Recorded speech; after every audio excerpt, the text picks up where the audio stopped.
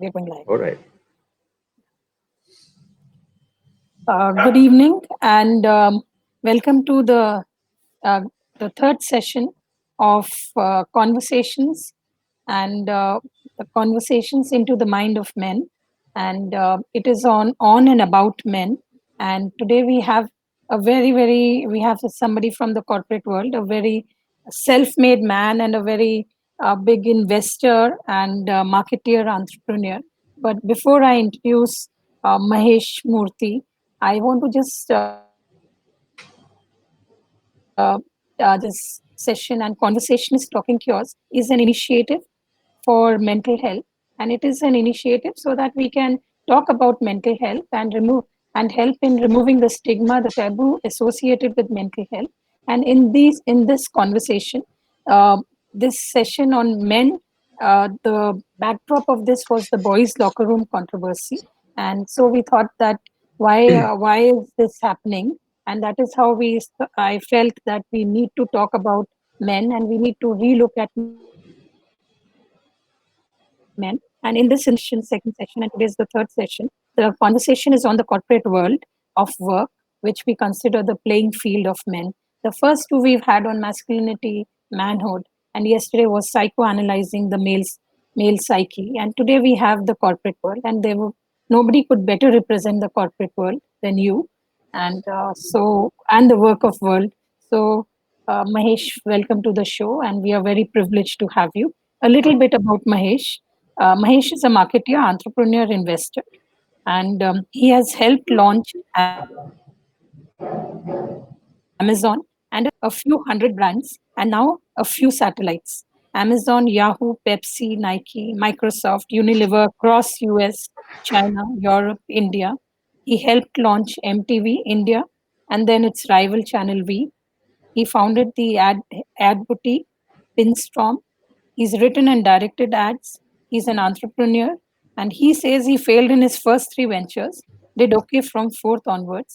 A couple of firms that use space technology in innovative ways, including one which became the first Indian private company in space. As an investor, he has three VC funds, and Google, Motorola, and European pension funds back his funds. He's a proud dad of three independent boys, and that's very important because we're going to be talking about that. And he says he's traveled in 90 plus countries, but only one planet so far. So, Mahesh, that's a goal you have.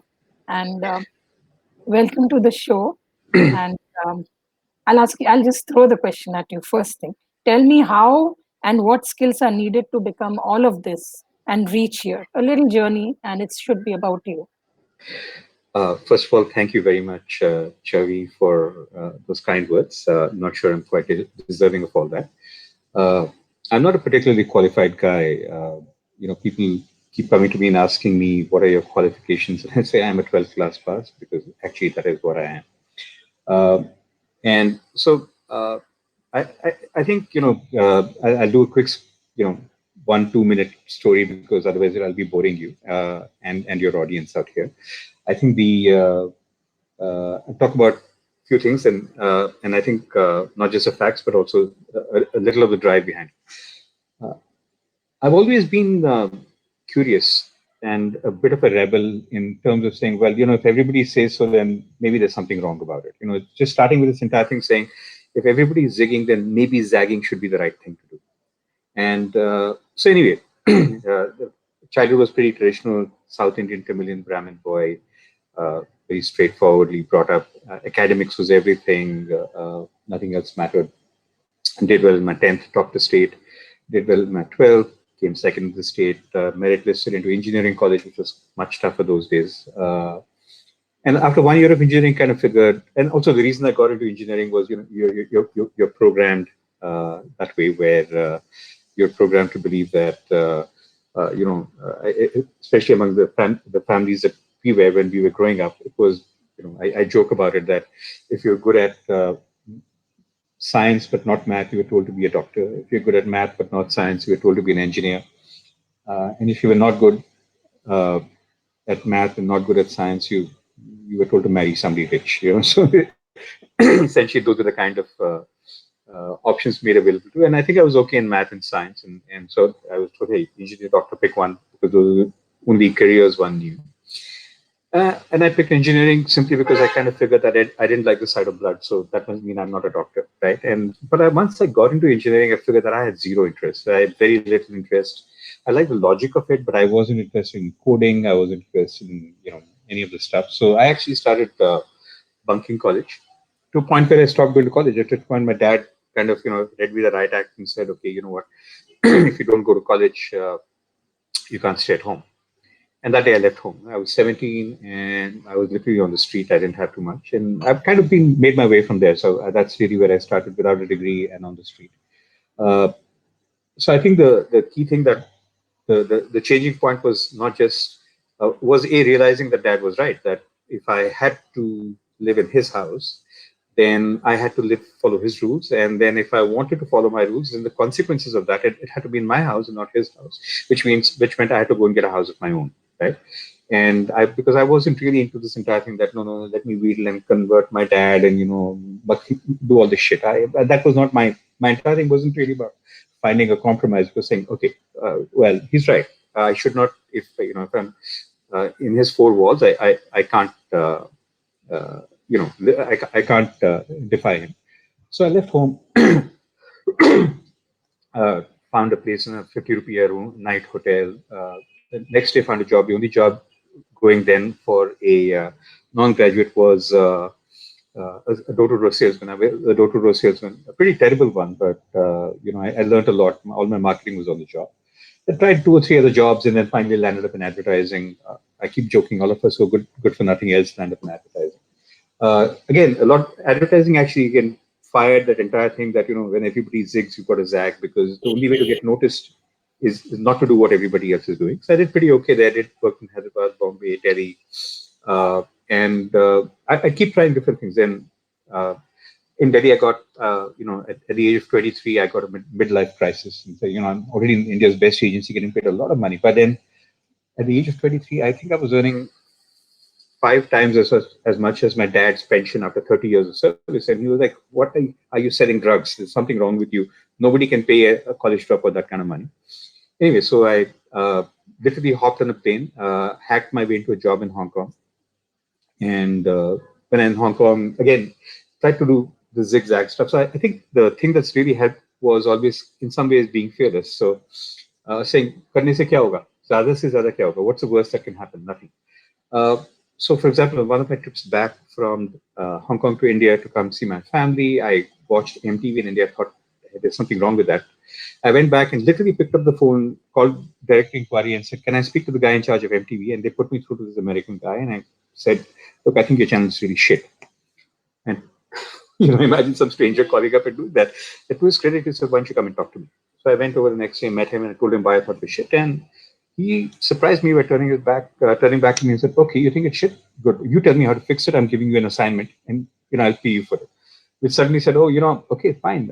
It's not just complaining, but I should have a solution for this." So I actually went back with a set of solutions and films and stuff, and he bought into that, and that really happened. And I think uh, about a year after that, I kind of read a Wired magazine article about some digital agency in Silicon Valley, and I said, "Hey, that's interesting." So again, got an email, just wrote to the CEO, and he was, again, pretty interested in talking to me. And very soon, without having seen my face, he offered me a job, and that's how I moved to the US.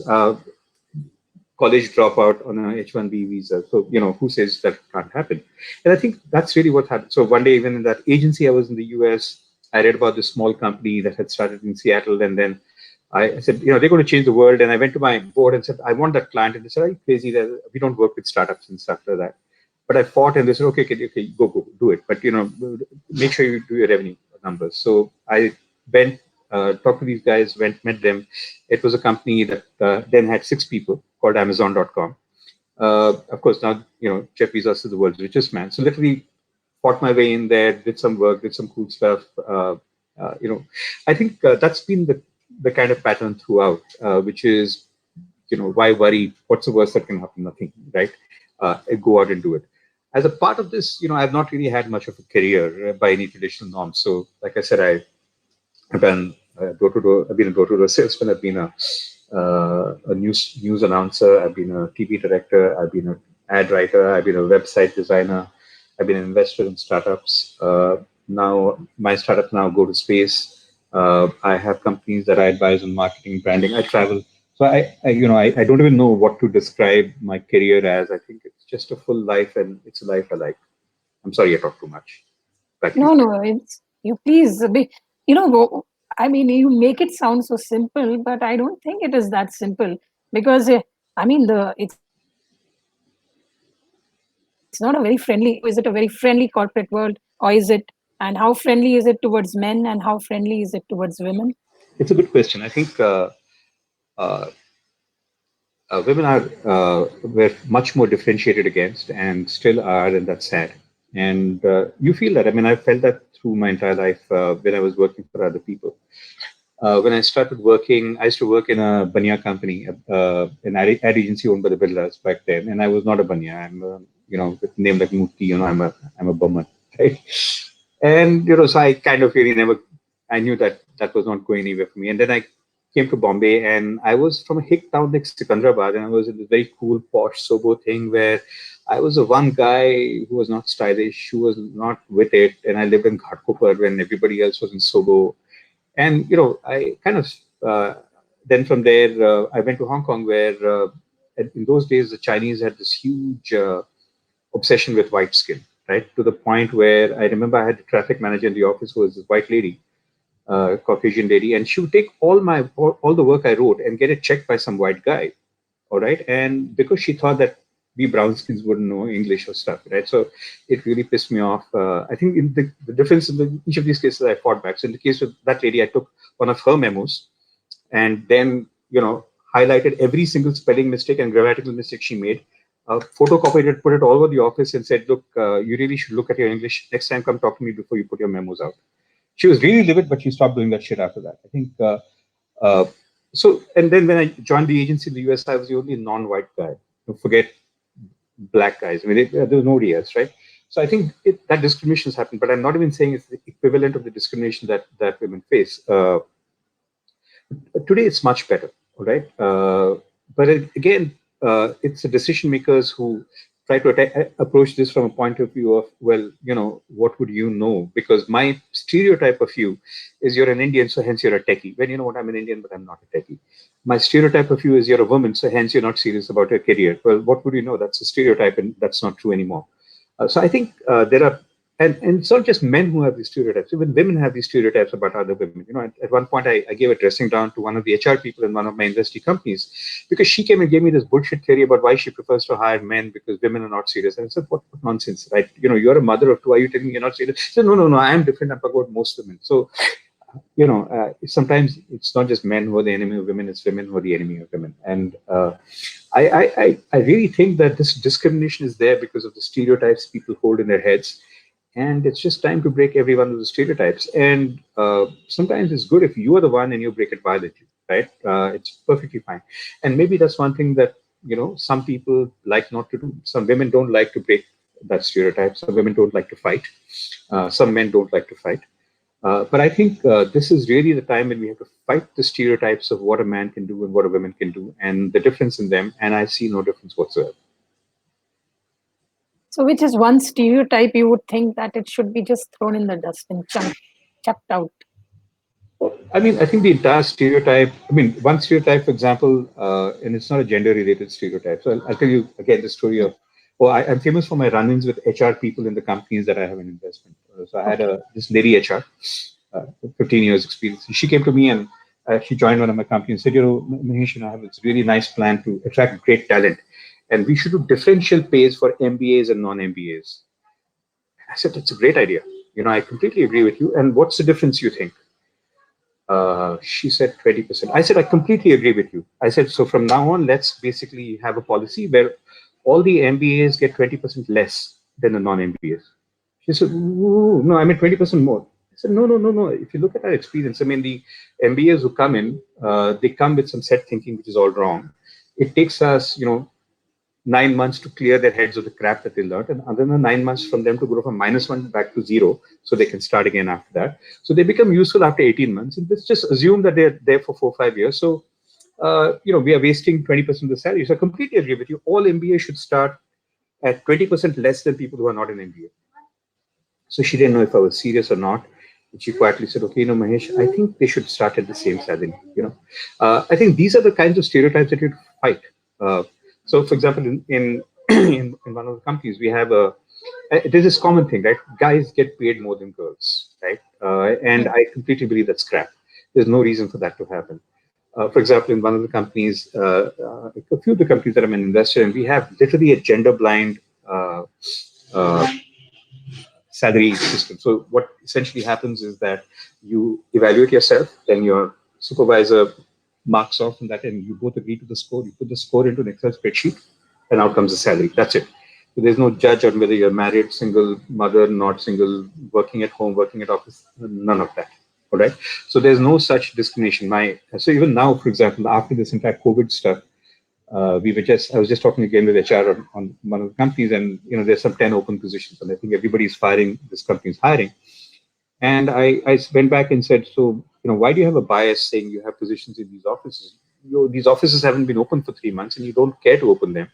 So again, our HR was shocked. So we had to kind of go and say, you know what, I think those jobs would go out there saying anywhere on earth can apply, but these are the salary scales that apply. So it doesn't matter. You can be in China, you can be in Nepal, you can be in the US. If you do the work, that's the money.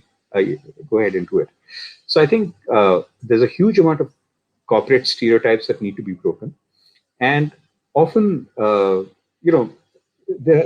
leadership needs to do it, but again, the people themselves need to do it. I mean, if you come in there and believe that I can sweet talk somebody, or if I'm better looking, I'll do better as a client servicing person, that's nonsense. I mean, I don't really buy into that. I mean, there are people who do, and that's okay. That doesn't work for me, and I particularly don't believe that if you look better, you should get paid more.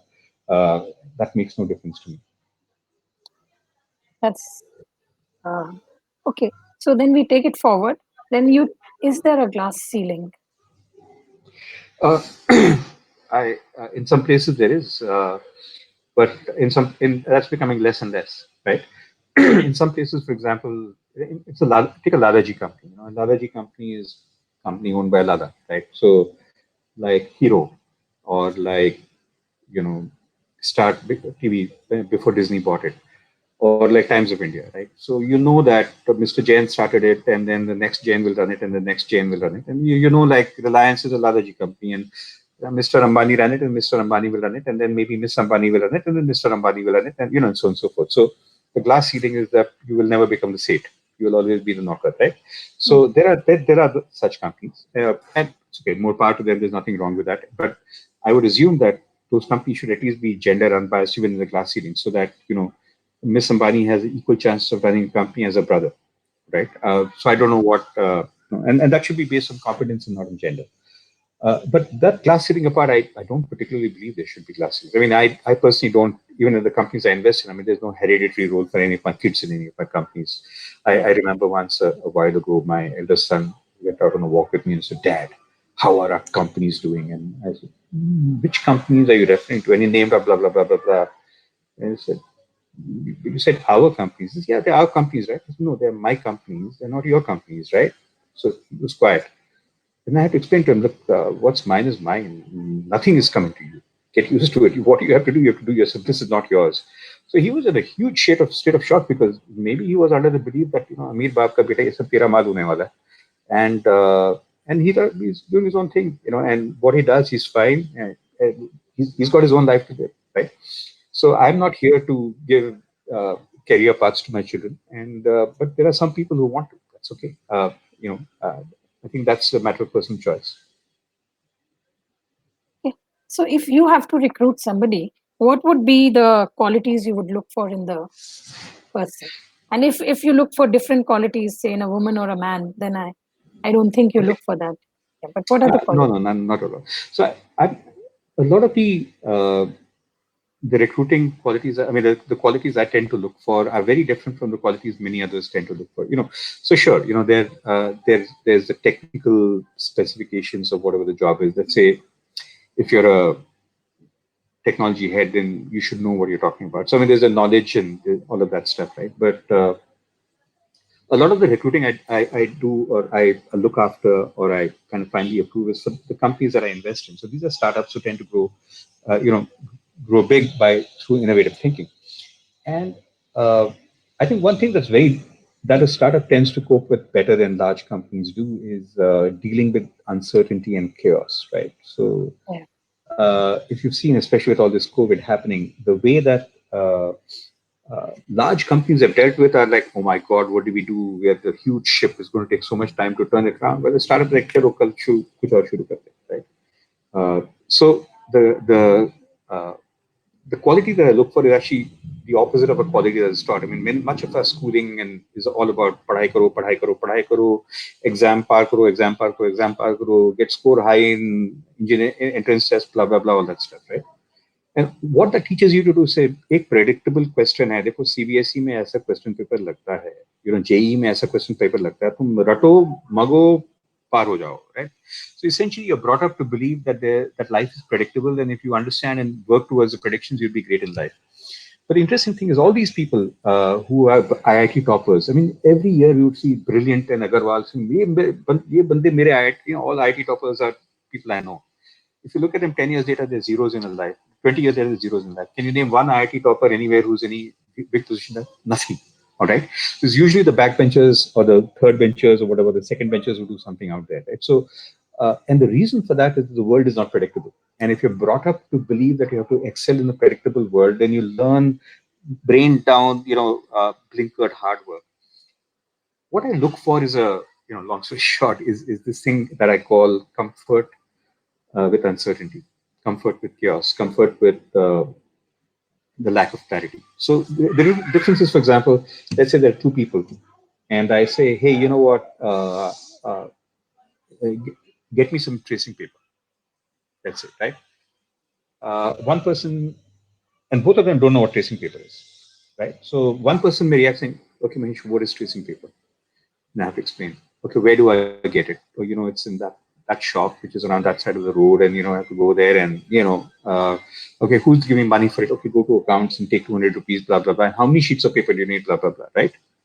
And this is the kind of person who requires lots of direction because they only know how to follow directions because they want everything broken down in steps. And the other person, let's say I said, go get some tracing paper. And that person walks out and says, okay, I've got to figure out what tracing paper is. Googles it, asks three people, then says, okay, fine. Dukan idhar hai. Then say, how much will Mahesh need? Maybe he needs 10 sheets. So, how much is it? Let me find out price. Picks up the phone and says, okay, 20 rupees, mere jeb mein, main baad mein reimburse kar dunga. And he goes and buys the paper. So you know what I'm getting at. I prefer Yeah. looking. I don't have in the startup the time to tell everybody do every step. Right. I'd much rather say. Uh, I'd much rather have people who are comfortable with uncertainty, comfortable with volatility, and who can just go hack it and do it themselves rather than getting directions step by step. So that's the state. That's the kind of you can call it jugadu, right? Uh, Character that I look for. Now, as it so happens, I haven't really particularly seen a huge amount of difference in gender difference in Jugadu men versus Jugadu women. But strangely, when interview times come, and when I'm questioning somebody, I don't say, tell me some Jugadu thing you did. I keep probing, and there's a way of probing to find these things. The men tend to give me the more adventurous answers, and the women tend to hide the more adventurous answers. All right. So I don't know why that is. So they tend to believe that people want a sense of stability and competence put in front of them. While actually, the sign of competence for me is your ability to deal with instability, right? That's the one difference that I see often.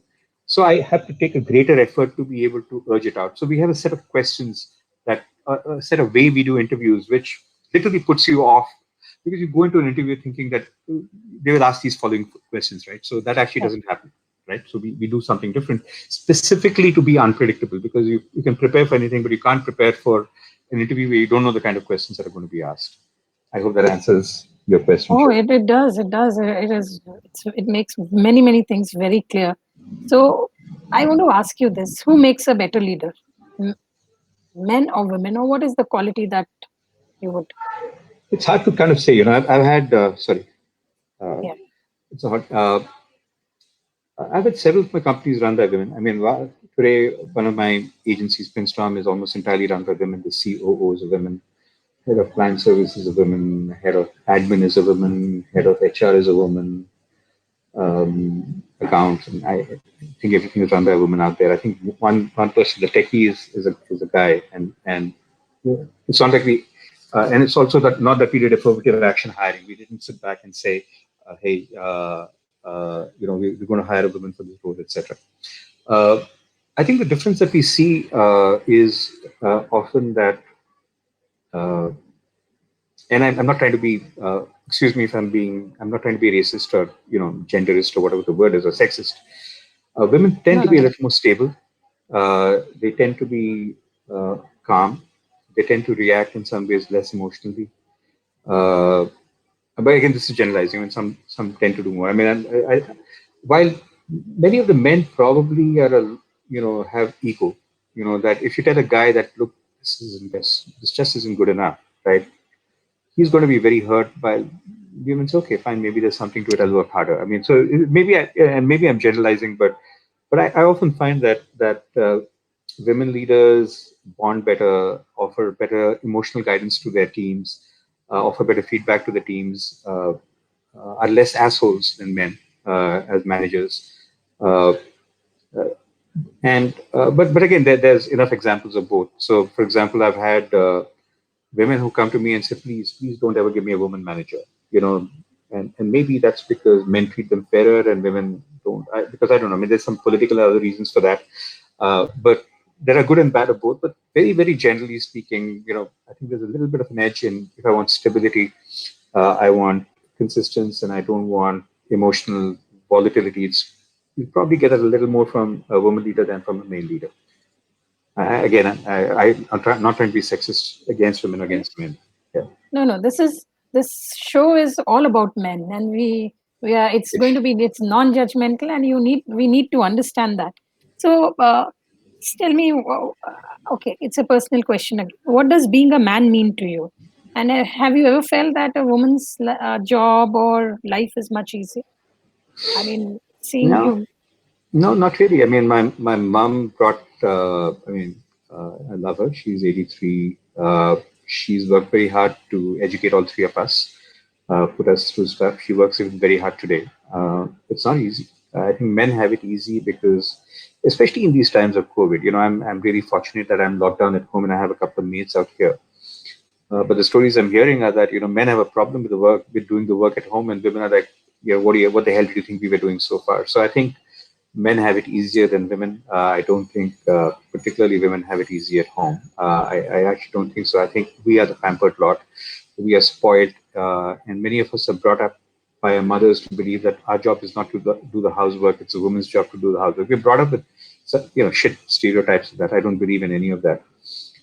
So I've tried to bring up my kids quite the opposite way. So my eldest son lives alone. He lives in the US. He cooks his own food. It's perfectly fine. My second boy is 9. He's learning to be a cook. He cooks for himself. He cooks for us. It's perfectly fine. He does the dishes. I do the dishes. So I don't particularly think there are any gender specific rules other than, of course, the act of giving birth is something only a woman can do. And the pain she goes through is a lot more than I think what any guy ever experiences. But that apart, I don't particularly believe. I think a lot of this really comes down again. We started, Chavi, by talking about stereotyping. Right? So Right. if your mom has brought you up to believe that this is the way you are, then everybody's mom and dad is probably to blame for that. I'll give you one really interesting example. I used to write a column in Business World or Business Today, and I should write a business column. It was pretty well known. Uh, and even today, I write in LinkedIn and other places if you guys want to follow me. And this was interesting. So I was once in Dubai airport and passing through, I think, coming to India from the US. There was somebody who was going from Africa to China or something. And we were in the lounge for a couple of hours, nothing to do with chatting. So this was a single Chinese lady, about 28, 29 years old, nothing to do. So we got chatting. So I said, okay, so what do you do? And she said, oh, I'm a regional sales manager for a pharmaceutical company. Oh, I said, cool. All right. So I said, and we started talking about kids. She said, yeah, I have two kids, and they're 3 and 5 and stuff. I said, okay, that's cool. I said, so what's your territory? She said, oh, yeah, my territory is Kenya, Tanzania, and something else. I don't know, Nigeria. Kenya and Tanzania are my territory. I said, wow. So your family lives in Africa? said, no, no, no, no. My family lives in China, in Xi'an. What about you? She says, I'm in Africa. So she said, I'm there 6 weeks a month. 6 weeks every 2 months. I do my work and stuff like that. And then I go back. Company sends me back once, every 2 months for a couple of weeks. And I go hang out with my kids then. I said, what about your kids? She says, my husband looks after them. I said, wow, amazing, right? That's incredible. And right after that, I came and gave a lecture in Sophia, one of these colleges, very posh colleges in South Bombay. And I was telling the story, and there was very very bright young ladies who were in the audience, and they came out. No, I was not telling the story. I was talking about being an entrepreneur and all that, and they're asking the brightest questions. So I came out at the end, and I was just in front of the auditorium chatting with them, and I said, "So what are you girls going to do? And you guys have great ideas." And then they laughed, and one of the girls said, the fourth girl said, "So they all have they go to they all have rich boyfriends. They simply, they're all set for life, all right." And they laughed and said, "Yeah, yeah, we're just going to get married and do nothing, stay at home." Right? So I think the big difference between China and India is that they expect their women to work and we don't, all right? Or at least 10 years ago we didn't, right? We perhaps expect them to grow up and we discourage them from studying, we discourage them from working, we tell them what is ये करने का मतलब ही क्या है? You anyway have to bring up babies and sit at home. पढ़ाई करने की क्या जरूरत है, right? And both our fathers and mothers are both complicit in this evil of bringing people up, bringing women up to believe that they should not have a career. All right. And so it was even so. Here's the difference. In fact, you can almost entirely attribute the difference in the growth of China and the growth of India almost entirely statistically to the fact that we don't allow our women to work. So actually, here is half the country that's trying to grow India, and there's 100% of the same 1.4 billion that's growing that. So guess who's going to grow faster? Okay. So I think it's really down to the stereotypes and the way you bring them up. Now, the really interesting thing that I wanted to add to that is, so I came back and wrote a column about this. All right, saying exactly this: that how the hell are we going to grow if this is how we bring up our girls?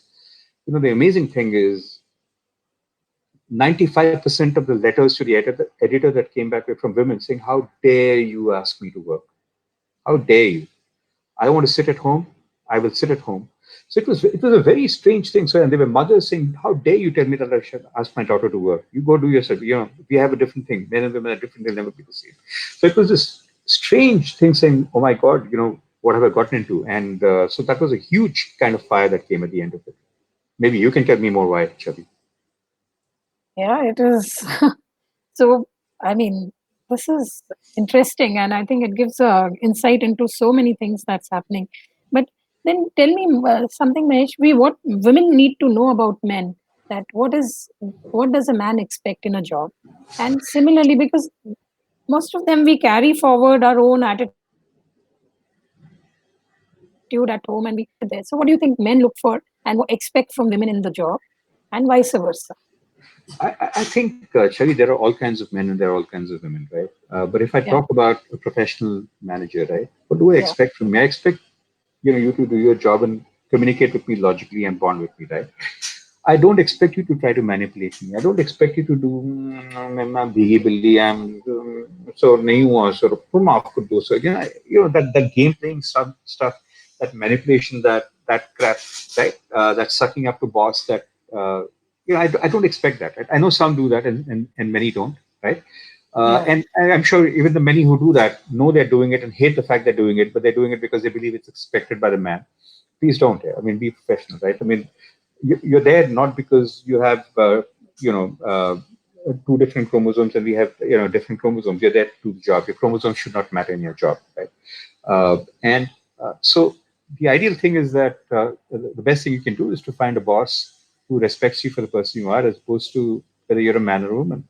Like I said, there are many women who have come to me very explicitly and said, "Please do not give me a woman boss. Please don't, because they're bitches or whatever," right? And and maybe it could be, again, I'm hypothesizing, it could be because their bosses are super strict with women or easier with men, and these are women bosses. Or it could be that they're the victim, the junior person is probably more comfortable manipulating their way with the mind, saying, usko to main kara dungi, I'll fix him and stuff like that, because I have him wrapped around my fingers, type, right?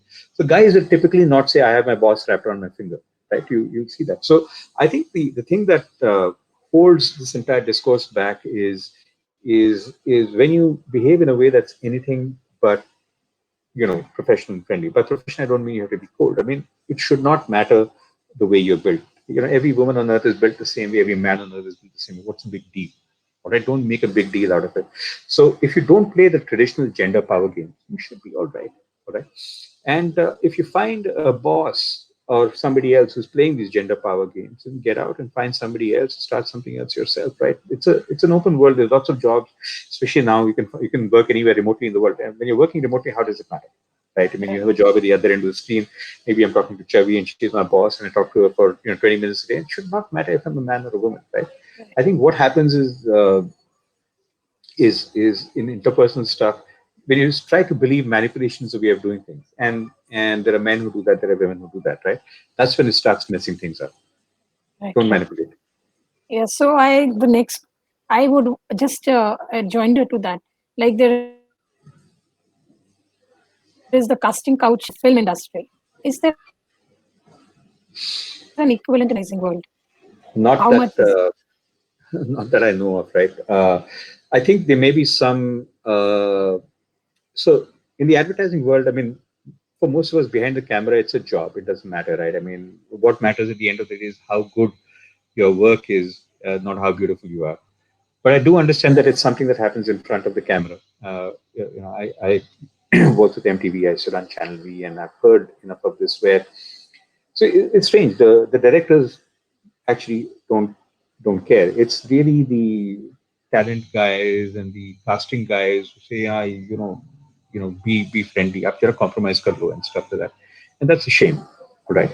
Uh, and but there are still women who have been able to win without having to do that shit that others do. I think the more we have women casting agents and the more we have professional casting that happens, or even remote casting like this that happens, what can you tell me? To do online that. So I think we will have less of that times goes by. And everybody thinks that advertising and marketing is a glamorous thing where everybody's. It's not. I mean, it's really, really hard work. The stuff that happens in front of the camera, often we don't even go to shoots because we're just too busy doing the work. I mean, the last film I think I oversaw, I was sitting here, the crew was in Nepal, and I was just there, guiding them on WhatsApp. So that I don't have time. And most people don't have time to do that today. Our lives are are pretty busy. So there's a casting couch. It exists in some parts of the business. It should not. All right. It exists in any part of the business, for example, where there's no way to differentiate talent. If all you're doing is you want to come on as an extra in the scene, well, then right. Or if you're saying there are 10 dancers and you're just another dancer, you're just as good, then you might say, hey, I'll sleep my way to the top. And this, by the way, in Hollywood, it's not just women who complain, it's even men who complain because there are many men who get take advantage of by the whatever the male equivalent of the casting couch by other men or by women, right? So it's much less than the evil that women go through, but it's also there both ways. But if you're able to differentiate yourself based on your talent, then you should not ever have to worry about there being a casting couch. And certainly in finance and investing, there's nothing. Nobody's going to put money into you just because you pose it up to somebody. You can't lose your money, right? So you will always try to make investments that go well. So you want to invest in a great team as opposed to invest in somebody who's pretty or somebody who's sweet to you and kind to you. So you're not going to make any such silly gender-based decisions in any finance or business thing. At least I don't see how anybody should do that. So it is said that the biggest boys' locker room is actually the corporate. And so I want to ask you your comment on this and on the sexism and because even in the corporate, there's a lot of Well, sexism is very it's much it's there. yeah, it's there. It's there. There's a boys' locker room and there's a girls' locker room, and neither should exist. The reason for this, again, I believe, is the way you're brought up. If you're brought up to believe like many of us were, I mean, I, for example, was not allowed to talk to a girl till I was in ninth grade, saying nothing, right? No girls, and it's evil. Just like many women are brought up with, don't talk to a boy, and many women parents want to send their daughters to convent schools or a girls only school or girls only college. It's evil. I mean, what's the sense of a girls only school? What's the sense of a boys only school other than reinforcing sexism? All right. So the minute you grew with all this shit, right? The minute you bring up your kid to believe there's nothing special about a man, there's nothing special about a woman, there's nothing special about your reproductive organs. Every man on earth is built the same way. Every woman on earth is built the same way. There's no big difference. All this crap goes away. All of this boys' locker room crap happens when women are kept as an object of mystique or whatever, and hence they believe it's only an object. You get rich and any girl will sleep with you and all that shit, right? And because you're not made to interact from early enough, because your parents have brought you up in a particular way to believe that oh, you're special, but a girl is just an object, or vice versa. Girls believe, and equal number. Believe me, I mean, I spend a lot of time in the entertainment industry. There's equal number of women out there. Not equal. There's at least certain number of women out there who talk about male models and other guys they've had, and oh, I like that guy. He's good in bed, and he's not so good, and they rate the men, right? Just like the men rate the women, but the boys' locker room is a much more prevalent thing than the girls' locker room. Uh, it's evil simply from the point, and the reason that is there is because you've never really learned to treat uh, yourself as an equal. You've been kept away because your parents sent you to a girls' school or a boys' school, and then you objectified and you were mysterious. I mean, you had this mystique about women because oh my god, your parents never allowed you to do this, and you secretly saw your first pornographic movie at 14 and blah blah blah, and you thought it was something. The more you create this crap, this distinction when you're growing up, where you're bringing your kids up, the more future participants in boys' locker rooms and girls' locker rooms you're going to create. The less you create any idea of objectifying the other gender, it's not going to happen. So it's again, I think it really comes down to parenting skills and how you parent your kids. So, from this itself, I want to ask you: you would have, the positions you've been in and everything. There would be women who would have, wanted to, uh, you know, what is the word I would use? There would be women who would want to talk to you, or probably you would have a fan following. Something. How did you deal with all of that? So, this only happened once, a couple of times. I think the last time it happened when I used to run a TV channel called Channel B. Uh, Yeah. so I was hired from the US. I was brought in to take over from, I think, a British guy who was running it. And it was when I came in, I found this very strange configuration that the CEO of the channel would have all the VJs reporting to him, which made no sense to me. I mean, the job of when I was brought in as a CEO, and suddenly I figured all these VJs reported to me, and I said, "Why are the VJs reporting to me?" All right, uh, because finally, the VJs they're performers and they play a role and they have to do shows. And the showrunner, I mean, they should be part of the production team. They should report to the showrunner, and the showrunner reports to the production head. The production head reports to me. There should be three levels below. I mean, definitely. I mean, I don't mean any hierarchy.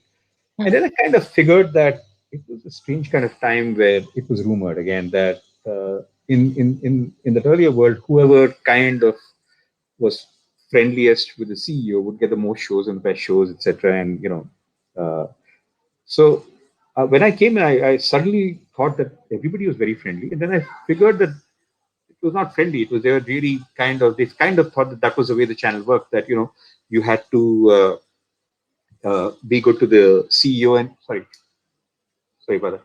And that's how you got your opportunities. So I think one of the first things I did at that point was immediately hire uh, somebody to be their manager, and this turned out to be a woman, no nonsense type, Sandy, and she's excellent at the job.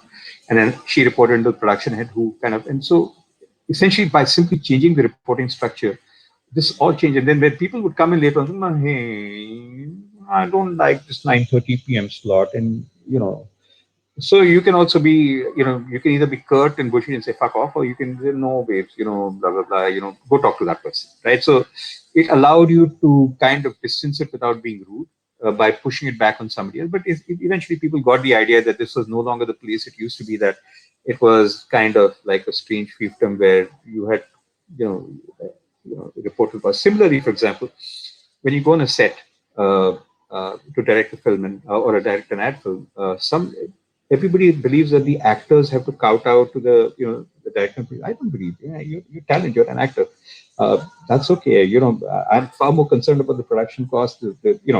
So I think this entire thing that uh, women are expected to play a gender-based role by some guys in that position before you has probably spoiled it for them. I don't think women would necessarily willingly go and start doing that nonsense, right? But if somebody before has dealt in that way and you believe that's the only way to get ahead, well, I wouldn't blame you if that's nonsense you did. But there is, but it doesn't need to be. I mean, you must understand if you're talent on TV channel or on a film. I hate to break it to you. I mean, that is just a small part of the business. I mean, the bigger part of the business is somewhere else. So, expecting the head of a channel or the director to take a decision on which these are not things you do, right? I mean, it's a casting agent's job to do all that, uh, and it's a professional thing. The more you behave professionally, the better it is for everybody. And the evil is done by the people who came before us, and Mm. or maybe who are already out there. And I think it's our job to just wipe it clean by saying nothing doing. We won't tolerate any of that. Right. Right. There are a lot of questions coming in, Mahesh, on Sure. this. I think, can you see them? Oh yeah, loads of Yeah, questions. yeah, loads of questions. And they all want to know stereotypes, media stereotypes. What did you do to break them? I would qualify it. Or there is this whole thing of workplace social setting and women play along, and it is a man's world. Or how would you answer that?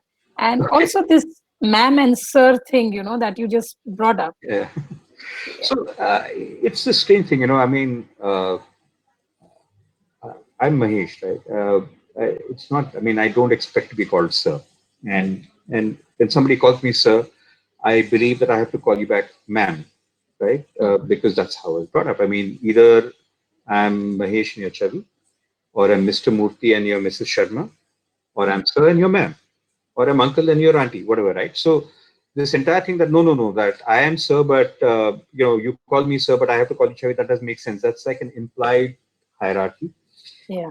For example, we were having this discussion with your assistant before this, where she Yeah. called me, "Sir, are you okay?" And I said, "Look, I'm not Sir, I'm Mahesh." She said, no, I'm too young to call you Mahesh. What the hell do you mean you're too young? As long as you're 18, everybody above the age of 18 is the same, right?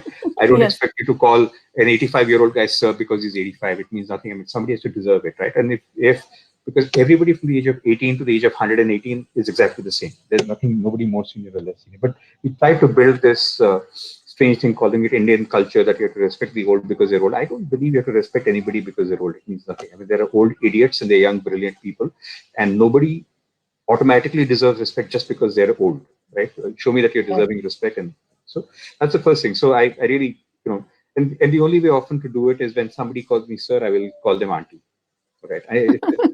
So they get very pissed off. Why are you calling me auntie? I'm not an auntie. I said, I'm not a sir. Okay, Mahesh. Yes. I think it takes some time to break down that, because that's the stereotype you're brought up with, right? So poor Priyanka, Yeah. who's behind all this, is really angry right now because we're talking about her, right? And hopefully she doesn't call, me sir again or you ma'am again. I think that's one part of it. The second thing you talked about was media stereotyping. It's very strange. Uh, I was talking with I own an agency, and one of the agency's clients wanted to do a set of celebrity films and stuff like that, right? Right.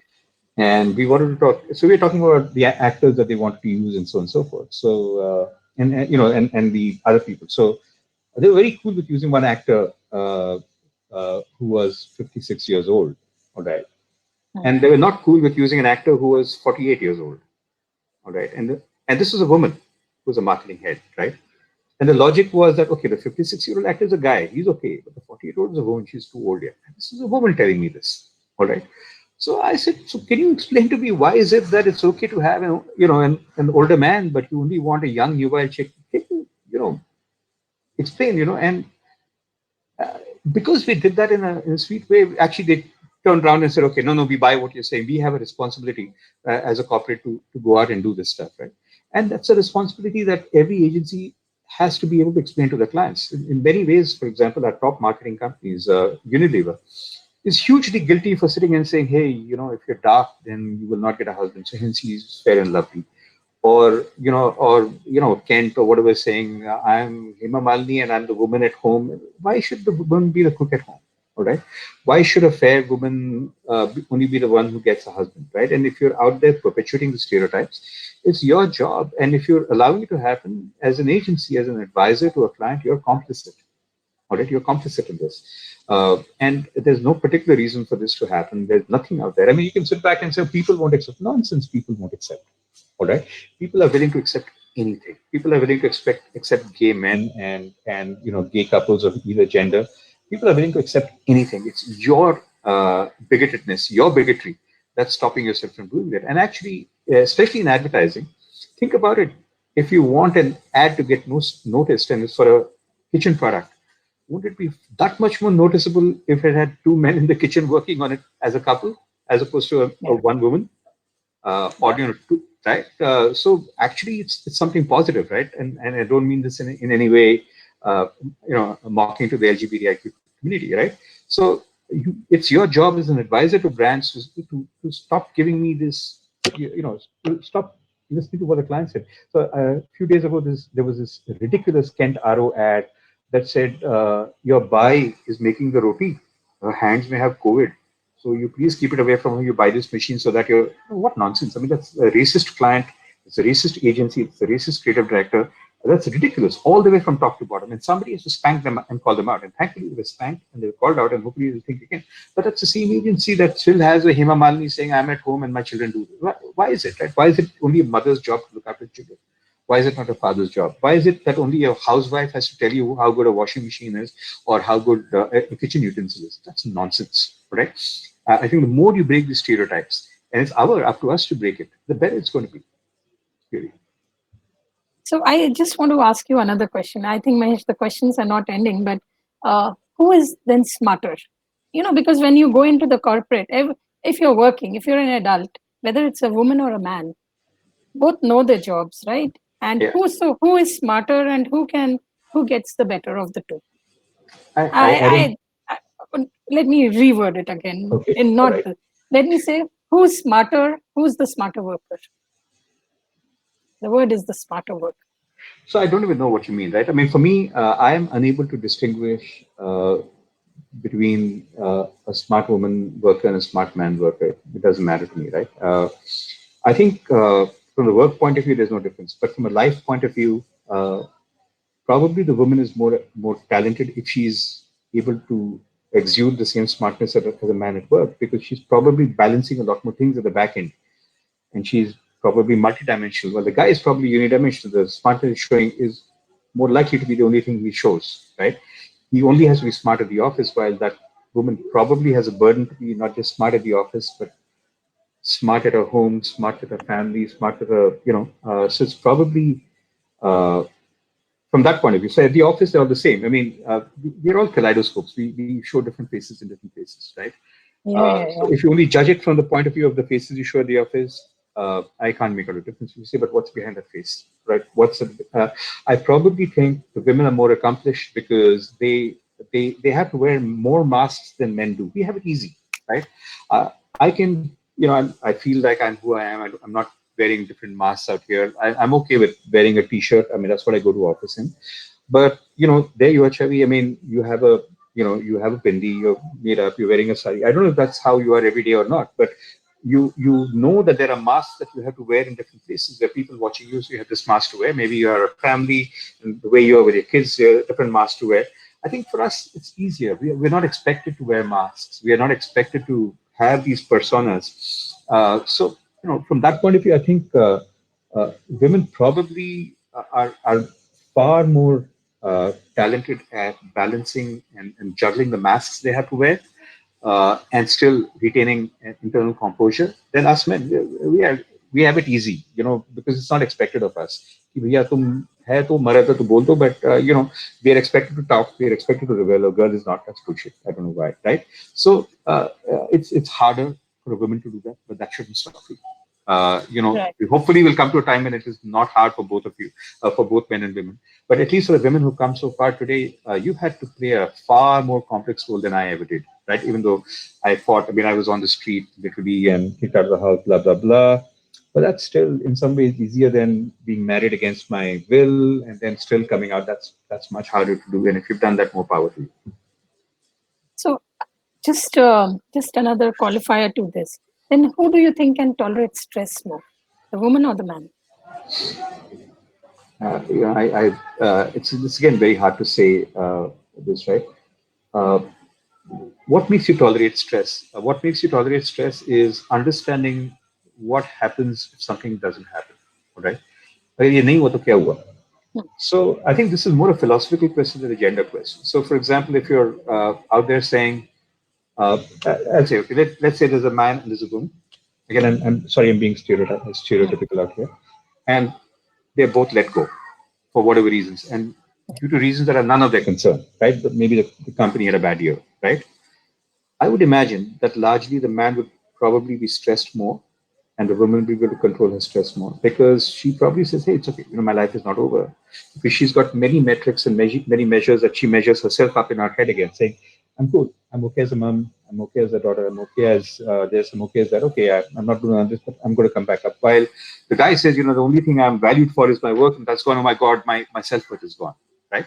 So I think probably on that balance, because guys think, and not correctly so, that they might have more to lose. Hence, they would probably not be able to take stress, maybe as well. And this is mental stress. Physical stress is something else. I mean, who would be able to hang off a cliff for longer? Yeah, yeah. Maybe that depends on your muscle strength. All right, and that's an unfair question because that's not really. Yeah. I assume you're talking mental strength and Yes. mental stress, not physical stress. But that's again broadly out. My sense is that for men it's a very linear thing, one dimensional thing. I have one face and this is it, and if there's nothing outside this, you know, I don't have another persona. But I think for many women, again, I'm generalizing. Please forgive me if I do so unfairly. But they're able to handle stress better because they have probably a more balanced view of their own role in the universe, while most men are under this mistaken belief that the world revolves around them, while women know it actually does. Just kidding. Right. So there's a question here. What does a man regret in a failed relationship the most? Uh, I think it's probably the company. The fact that finally in the end you're looking for somebody to be able to talk with, somebody to be able to hang with, somebody to be able to be with, and if that was not to be, that's a loss. All right. Uh, I'm not particularly one who believes in lifelong fidelity or longevity or any of that sort, and maybe some women do. And for them, maybe for a woman, a failed relationship is a thought that he was the one and he got away, right? And I don't know if that's necessarily what many men feel, yeah, because I don't know if many of us think she was the one or whatever. I mean, I don't know. I don't even know if there's a gender. Maybe some of us do. So I'm not qualified to answer that because I'm on the other side of the fence out here. But primarily, I mean, it's not just a failed relationship. It's just a blocked relationship. You don't talk to somebody for ages. What happens, right? You just say, hey, man, I missed you. Hey, woman, I missed you. And I think that's really what it comes down to. It's been uh, in fact, there's this really interesting definition of love that I once invited. You love somebody only when you miss them. You ask somebody, when people ask, how do you know it's love? And I say, if I miss you, it's love. If I don't miss you, it wasn't love, right? Similarly, I mean, that's what it is. I mean, love is the need you feel for somebody when they're not there, right? Uh, and so that way, a failed relationship is essentially a loss of love, loss of that companionship when somebody's not there. Just another thing that comes to my mind, and people are putting in more questions, parenting approach and other things, but I want to Sure. ask you one thing, that these days with so much of work hours and everything, as in we are hearing of, because marriages are, because the persons are spending so much time in the workplace, that everything else, the relationships are very transient. So what do you think about that? Corporate is, I mean, there are a lot of studies that are saying that, in, if you want to call it infidelity or whatever, it's on the rise, and it's not only men but it's women also. So what is it about the whole work thing, that is because you're spending so much time together, or So first of all, I mean, if you look at it statistically, it's mathematically impossible for one gender to have no, it's more both. infidelity and other to have none. I mean, if only men are sleeping It's around both. with women or not, then who are they sleeping around with? Each other. I Yeah. mean, come No, on. no, I mean, like, no, it's that's nonsense. both. It's both, No, I Mahesh. understand. I just Ah, want. This is ah, also the gender yeah, stereotype that men fool yeah, around with women don't. yeah, My answer is if they exactly. do, then who are they doing it with, right? So Right. the fact is that we are stupid. We're dumb. We don't know how to hide it, right? While women understand how to manage it. perceptions and manage expectations around these better, right? The other thing is that I, for one, am not a believer in fidelity. It's nothing. It's not. It's a patriarchal crap concept that my genitals belong to you and your genitals belong to me. It's ridiculous. There's no such thing, right? And I don't necessarily believe that just because you're emotionally close with somebody, your genitals belong to that person. And that's a ridiculous, quaint, maybe kind of religious concept. It's there in, I think, Islam, is there in Christianity. It's not there in Hinduism. It's not there in Buddhism. It's not there in the majority of religions around the world. It's a religious concept. It's a male dominated concept that you belong to me, and I can fool around but you can't, or whatever. It's all crap. I don't believe in any of that. So I don't believe in this one man, one woman together forever in hand into the sunset and all that. Yashraj Chopra, Mills and Boone crap of you know yeah, that's okay. Others do. That's perfectly fine. All right. I don't. All right. So that said, if you say, well, what's with the rising infidelity of service? What's wrong with that? It's the way it should be. They should, interesting. I mean, whatever studies we've done in India show the numbers in India are 70% plus. So, if you believe that you're in the majority, uh, uh, that's the majority is on the other side. The majority, 70% of both men and women, uh, are in have had non-fidelity driven relationships, right? So encounters, whatever you want to call it. So for me, it's not a big deal. So if somebody's out there bemoaning that women go to the workplace, that's why marriages break down. Well, you know what? That marriage had to break down anyway. Damn it. The reason to keep a woman from going to the workplace to have her genitals owned by a man is ridiculous. All right, that's bullshit. That's a patriarchal crap mindset that says, no, no, no. तू अगर काम करेगी तो किसी और मर्द को देखेंगी तो क्या हो जाएगा हमारी फैमिली को and it's all nonsense. I think there are old people who believe that, there are young kind of bigots who believe that, Right. and hopefully people will take that out of their heads. These are mostly male chauvinists of women, female chauvinists who believe that somebody belongs to them or they belong to somebody. I don't agree with that. So if people have to relate, that's fine. And again, look at it, right? So you're working, the other person's working, you're in some relationship. You go to the office and you're treated well. You're not treated as a stereotype, and you're attracted and you like that person. What's wrong with spending time or making love or being in love with that person? Nothing wrong with that, right? Everybody can play multiple roles in your life. So this entire thing that marriages are breaking because women go to work is a crap viewpoint. I'm sorry, I don't agree with you at all. I think they're breaking. Damn well, it's fine. Let them break. It's perfectly cool.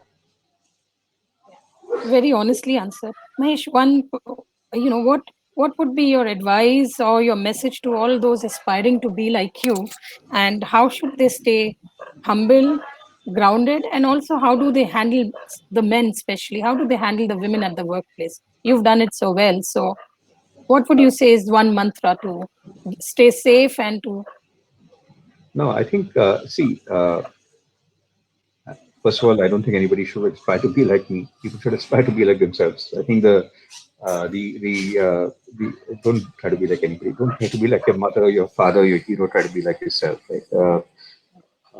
I think it was either Nietzsche or Camus who said all of life is a journey in trying to be who you are. Something I'm paraphrasing, but something of that sort. Right? I think it was right, Nietzsche. So, but put that aside, right? What would it take to come to a point? So, I think it's in some ways the golden rule of do unto others as you would like to have done unto you, right? until I worked in enough places where I was treated as shit because I was brown, or because I was not a banya, or because I was whatever, not a sobo urbanite or whatever shit, or I didn't have those class categories, or because in some ways I couldn't pronounce the word correctly. All right, or in many places, for example, because I was not a graduate, or because I was not a postgraduate, or because I did not go to IIT, or did not go to IIM, or did not go to Harvard, did not go to Stanford. So there are. I mean, we tend to be exclusionary, right? As a yeah, hey, you and I went to Stephens, those guys who went to Venki's are all crap, right? So right, that's this entire thing. So you go through all of this exclusionary stuff, and I've been through quite a bit in my life, right? From, I'm a parent and you cannot live at home, at my home, until you listen to me. And I'm glad I made peace with my dad much later, but under my terms and conditions. So I was very, very clear. And maybe the one thing that that I tell people that people don't tend to agree with is that when you have a disagreement with your parents, it's very clear that they have to change, not you, because you can't change your life to live your life according to them, because that's a life wasted. If anything, you have to make them change. So very, very clear thing is the person who has to change is the old fogey. I'm very, very clear about that. You have more of your life to be yourself. So people say, no, no, I can't change. I have to change myself to a pence, and I don't believe in that at all. I completely don't believe in that.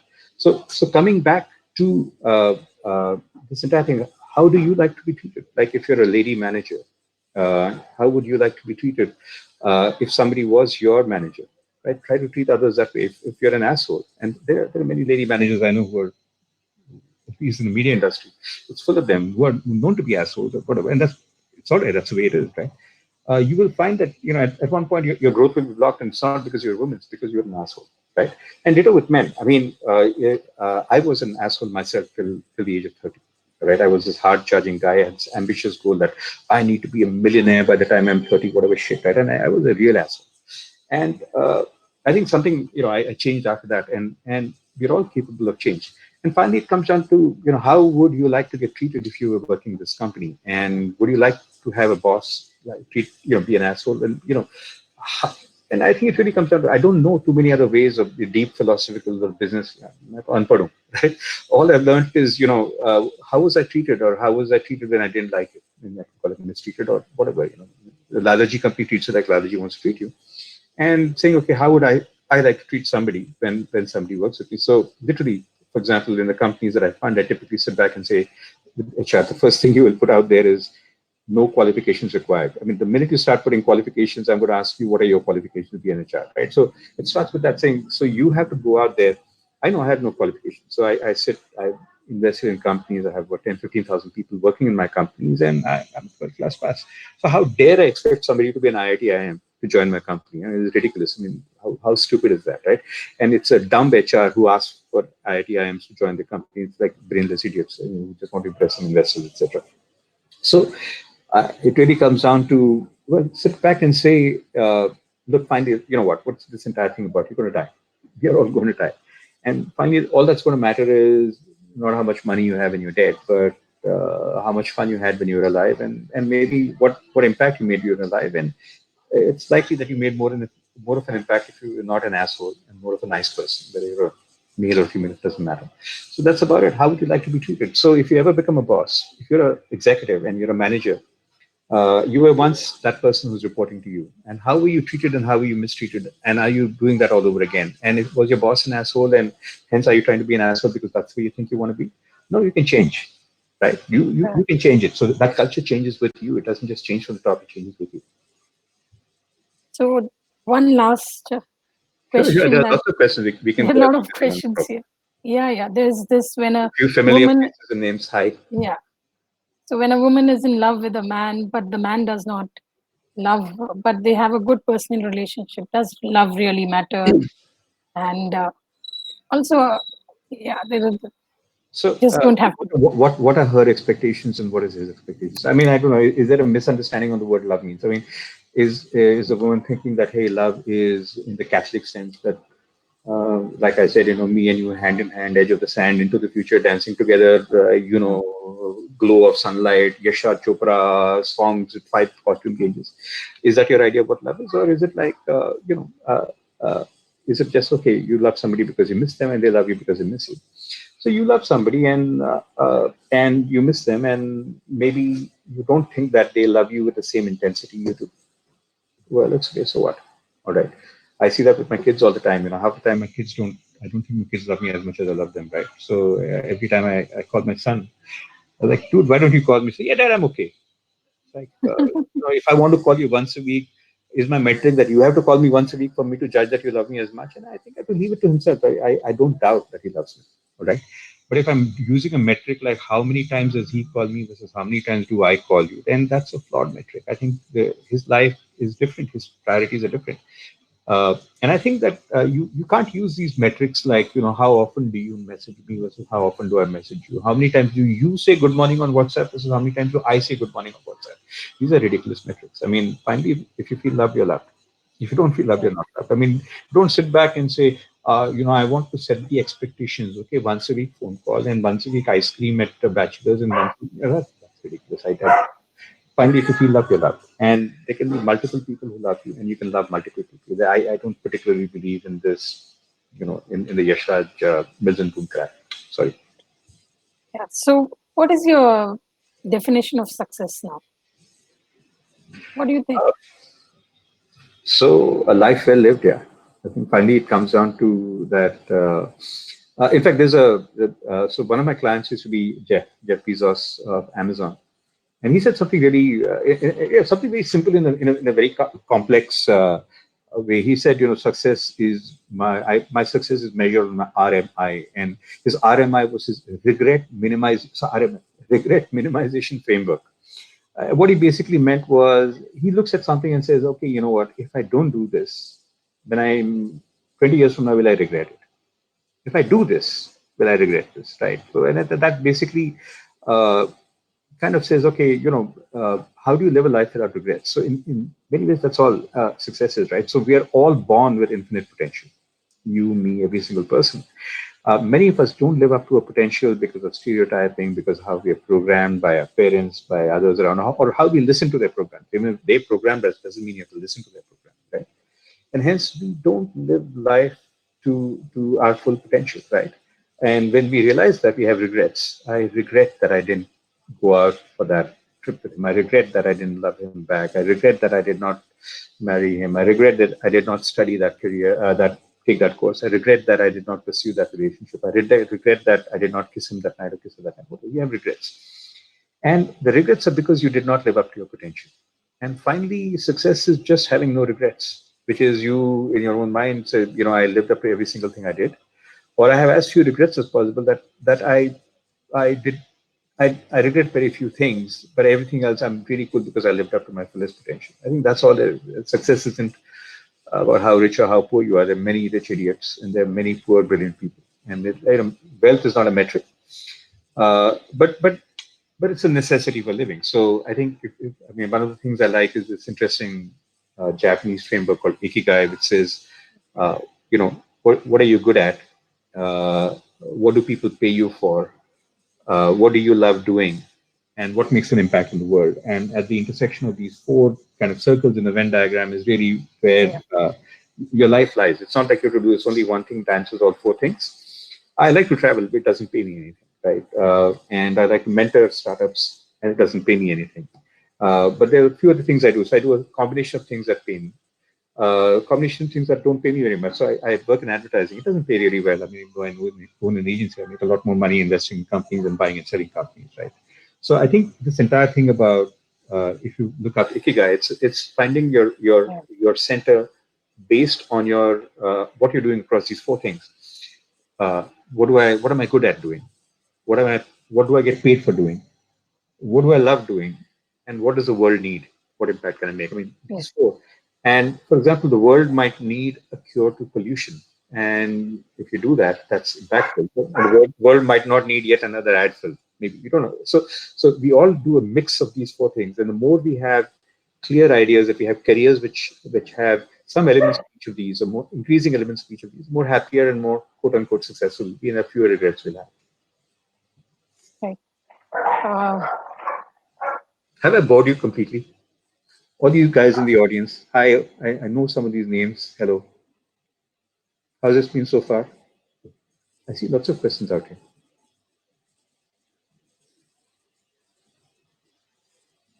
Hi, Lata, D, Shivnaran, a lot of you.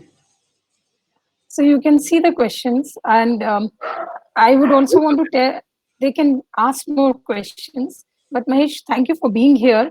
And actually, what we are going to be doing is we are going to take in live audience, some of them, and we'll just show them here. And they're going to be if they Yeah, so sure. that also we thought we must Sure. do. But Absolutely. please, but before that, please look at the questions, and I think you can see them on your. If you Yes, yes. want to, yeah. Um, teacher sounds to be self-sufficient. Many said not just parents, popular media said stereotypes. I think I answered that. Then Lata said parenting is key. I think we agree. So Pratik said, see, this is where the subtle bias just kicked in. The way the work question was framed, where some women must have tried to use a gender to her advantage. Right? It happens, man. I mean, it's not something good, but men have also tried to Yeah. do that. Yes. And Shiv said women are not that dumb. They exactly know what's happening. Okay, maybe even men are not dumb. Nobody's dumb. I mean, right? Some. Then Kavita's questions were asked. Lata said, "What would be a parenting approach for couples who are driven apart acrimoniously rather than as friends?" I think in that case, look, I've been through a divorce, and I think all I've tried to do through that is just be calm and say, you know what, it's okay for you to not like me, and that's perfectly fine. All right, that's understandable, and it's also likely that I'm deserving of a dislike, and that's perfectly fine. All right, so you can throw all the venom you want me, and that's fine. That's my problem. I have only one request: keep it away from my kid. All right, so just love him and understand that he has a father and love him. And so when you deal with him, don't talk about me. When I deal with him, don't talk about you. I think just coming to that basis is perfectly fine. I've seen. I mean, I have friends where, for example, I have a very good friend who lost her son to a husband in a custody battle, and he's completely poisoned his son's mind to the point the son doesn't want to see the mother, and the son's not even 16. So the mother hasn't seen her son for years because her ex-husband has told his son that her mother is, all kinds of things which are unprintable in public and unrepeatable in public, right? So I think the key thing is that if you break up, I'm not saying you have to be great friends. It doesn't matter. You are, it's okay. You're not, that's also perfectly okay. I think what's far more important is to come to a very clear agreement that when it comes to the children, right, Yeah. that you don't talk about the other part. You don't even say good stuff. Don't have to lie. Just don't talk about. Don't go there. Right? Make that off limits. Right? And it's perfectly fine. And it's perfectly okay. And the kids trust them. They know enough, and they have the sense to be able to go up and say, you know what? Okay, I can sense that Mama doesn't like Papa. I can sense that Papa doesn't like Mama. But they both love me, and I'm cool. That's fine. It also teaches them a very important lesson that love can and should be unconditional. It can't be that if you love me, beta, then you can't love Papa, or you love me, beta, you can't love mama, right? It can't be conditional that way. I think that's really evil when you do that. So I would just really answer that probably the best way is to come to this agreement and respect this agreement from both sides, saying that, all right, it's perfectly fine. We don't like each other. And I'm not asking for you to be peaceful with me. Just, yeah, throw all your venom at me, take your anger out at me, keep doing that, hate me for the rest of your life. That's perfectly fine. That's okay. Just don't bring this up in front of the kids. Don't even hide this. Just say we won't talk about that. And I think that's probably the mature thing to do. If I could, I mean that's my personal take. Again, you're the psychologist, Jerry, not I, but that's what I would do in that situation, right? Shiv said, "What's your advice to men in higher positions in corporates on how to handle women in the workplace?" We took that. We took that question, I think. Yeah. Uh, then every day, multiple times a day, stalking. I don't know what that question was. Very insightful. You have been good. Thank you so much. Very sharply articulated. Okay, I think it seems all right. I Yeah. think DC, I don't know who that is, says something. It's the parents Yeah. who should change. But there are people out there. Let's take other Yeah. people. Hi guys. But Mahesh, I must say this has been you've been it's such a privilege, and you've been so honest about, and you've given your answers so honestly. I Hey, mean, thanks, it's man. Thank you so very much. honest, and Thank you. I mean that's I really don't know what to say to that, but Oh, thank you. I mean, very good. I think this is really interesting for me because I'm most often asked about tell me about theories of marketing, tell me about startup investing, tell me about your investing thesis, and tell me about your venture capital thesis, and will you fund me? And thank you, please, for not asking me any of those questions. Yes, I am those things. Yes, I'm an investor, and yes, I'm a marketer, and yes, I run companies. But that's just some aspects of the kaleidoscope. There's much more. And Yeah. thank you for at least touching on some of that. For me, it's a privilege. Thank you. And So hi, we Jen. have Hi, Madhuri. Yeah, Hi. please, Madhuri, you want to go first? hi, Jen. Yeah. What? Your What? feedback. No. About this talk, I Yeah. unfortunately missed some of it, so I'm going to go back and check it out. But I found it was really very interesting. Though initially I had a little difficulty in getting what you were saying because you're very, very, very fast. But Thank you for the we are feedback. speaking very quickly. For I me, will to reply slowly from no.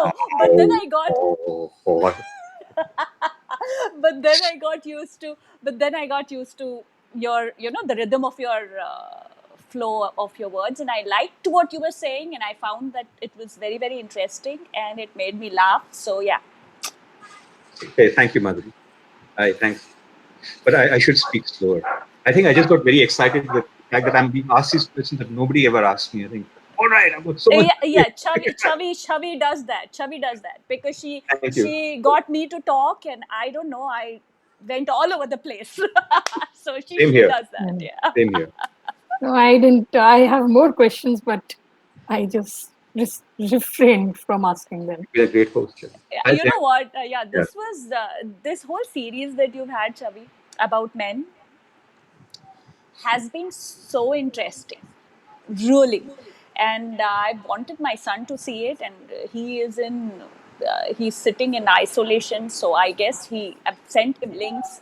He must have seen it, but it was really, really a very fun thing, and knowledgeable. I really got to know, because you, like he said, you have certain prejudices in your mind, that this is how, if he's a guy, this is how he's going to react, and it's not always so. And then sometimes you realize that they don't have it as easy as he's made it sound too, because you have a lot of expectations from men, and now women are changing, but those expectations that we have from men haven't changed. You get what I'm saying? But Yes. women have changed, so it's going to be a little tougher for them, That's I good, no? guess.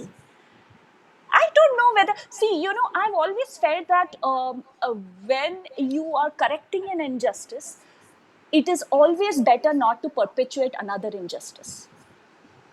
To, that's my No, thought you're right. I process. agree. It's But also the nature of change, no, Madhuri, that I've noticed is that pendulum. let Yeah, yeah, it's a yeah, pendulum. You yeah. start here and you go there and you come back and you finally I, come to a reasonable point, right? So, I mean, just so like for long as example, it's not a perpetual motion all the time, I understand, and with mostly. Yeah, much like, for example, there was a huge fight for women's voting rights, which everybody agrees to, and then there was a huge fight for women's workplace equality, which everybody agrees to. yeah. But now people understand that women require maybe some more time off after childbirth than men do, and so on and so forth, right? Uh, so, in fact, when one of my companies, both parents, men and women, both get 3 months off after child, right? And the guy said, I don't need 3 months, right? And I said, dude, it's 3 months with pay. What's your You do, problem? you do. No, I Yeah. want to come to work. Right? So you had to almost get the f home and be with your kids, right? Kid, yeah, I I think know. because most men are made to be like, मेरा क्या मेरा तो काम हो गया ना. Like, मतलब but I think I things are I changing now. I have Maybe impregnated mostly. her and वो सब मेरा काम हो गया, right? So I think that's one thing. The things are changing now, I guess, and I would like more of this. If your series on men ending, because I would really like more on how they're supposed to handle their relationships and what they think about relationships. I would like more of that, and I'm happy. I'll make my husband see that too, because Now otherwise now now I understand your agenda. there's always an agenda. Now I understand your agenda. No, but it'll be fun. It'll be a fun thing to watch together, right? It'll be Yeah. a fun thing to watch together. Yeah. Yeah, and I You. think when he's watching that, you'll be watching him saying, अब क्या सोच रहा है देख ले. Yeah. No, I've been married for 26 years, so I know mostly वो क्या सोच रहा है, and he knows mostly मैं क्या सोच रही हूँ. So yeah, Right. Don't be so sure. they're Yeah. little. Yeah. It's nice to keep each other on your toes and not take each other granted. That is true. But yeah, mostly Yeah. Hi, Jen. Jen. Hi, hi. So it's been an awesome session, and I Okay. think the entire series itself. Somebody else is on, Ravi, or is it just Yes, me? get No, Yeah. they'll No, come. uh, They'll come. yeah, and the Jen. Jen is on. so while I was watching today, I was thinking that a lot of people got to And you're go looking home. good today. A lot of people tonight Is that are to going me or to to. Chavi? I don't Anyone know. can We are take doing that. pro. I just I threw know. that, so you like take Okay. it. Take Yeah. it. Okay. Be Yeah. Yeah. happy. Thank you. Okay. That's Okay. another way of saying every other day I look ugly, but I'll take it. Thank you. Yeah, see, I've never seen Yeah. you every other day. So All right. Madhuri Thank you. Jayant is there online. So yeah, okay. Okay, so what I was thinking while watching today was a lot of people tonight are going to be thinking, why isn't my boss like Mahesh? You know, why isn't my Oh, spouse like Mahesh? Understanding, enlightened, that kind of a thing. So I have a question. You did say that up to 30 you were different. So this version of you which we see, there must have been certain turning points in your life which perhaps changed your perspective or broke some frameworks, or, that kind of a thing. Perhaps if you feel like Sure. it, you can share a Yeah, few. yeah, absolutely. There's so a couple of things. So I was when I left home, I remember my dad telling me, "You'll never be much anything more than a waiter in a Udupi restaurant, right?" And that's okay. He was entitled to his point of view, and I was literally on the street. So I, I remember at that point, one of the good things about my job as a door-to-door salesman is I had to wear a tie and a shirt, which means that at the end of the day, I could find a marriage reception, park my moped outside, walk in as a guest, pretending to be a guest of the groom or the bride, and eat free food and run away before I got beaten up, right? Because I had no money, I had no food, right? And for me, at some point, I had kind of, as you read Fortune magazine, I kind of figured, look, unless I was ambitious, I'm going to get nowhere. And I'd set this goal for myself, and it's a stupid goal in retrospect, but I was young, I was impressionable. So sometime then I set myself this goal saying, you know what, I was in advertising, and I said, okay, I'm going to become the creative director of an agency, all right? And I'm going to have $1 million, and both of this has to happen before I'm 30, right? It's a ridiculous goal. Most people don't become creative directors till they're 40, 45, and in advertising, very, very few people make $1 million, right? But I had set myself these goals, and I started kind of believing that you have to be this goal-driven person, and that made me an asshole. All right. So I was a really unpleasant person. I was a really unpleasant boss. I would kind of, I would think that I knew everything. And, when somebody said something, I would cut them off. And, I literally was a dickhead. And so here's what happened. I mean, long story short, sorry. Uh, by I turned 30, and actually I was the creative director of an American agency. And I had more than $1 million in the bank, right? Both of these happened. And I remember going to the office the day after my birthday, and I was sitting there, and I felt like shit because I had no other ambition in my life. It's like I've done what? I mean, I was driven by this one thing, and I got here, and it means nothing because the sun still rose the next day. Nobody gave a damn. I mean, there was no ticker tape parade on the streets, like nothing. And I said, what the hell was wrong with me, right? And then I kind of figured that what I really lost during all of that, and it's not like I needed the money. My friends were all buying, uh, you know, Porsches and private planes. I didn't care for that. I still don't care for that. So I kind of figured that I had really lost, even though I had money in the bank, which I never touched for the longest time. I lost friends, I lost people, and I was really a dickhead. So literally the next day, I said my goalpost was wrong. All right, my goalpost were of judging my life by the rank I held and the money I had in the bank was a ridiculous goalpost. All right, and that's literally when I sat back and said, no, no, I cannot live life to maximize money. I have to live life to maximize my happiness. And it sounded very, even more selfish, but actually, in that there's a lot of nuance. My happiness comes from my kids happy, and and so on and so forth. So that was a big change where it was not like overnight, but literally I think a month after that I became a very different person because I started saying, okay, if I've done this ridiculous goal and I was able to succeed at it, I can succeed at saying, okay, fine, next decade I'll do 10 million and whatever. And, but I would still figure out saying, okay, I have 10 million in the bank, nothing to do. And the decade after, say 100 million, right? So I think that was a change that happened where I literally kind of got off uh, the exercise, the treadmill.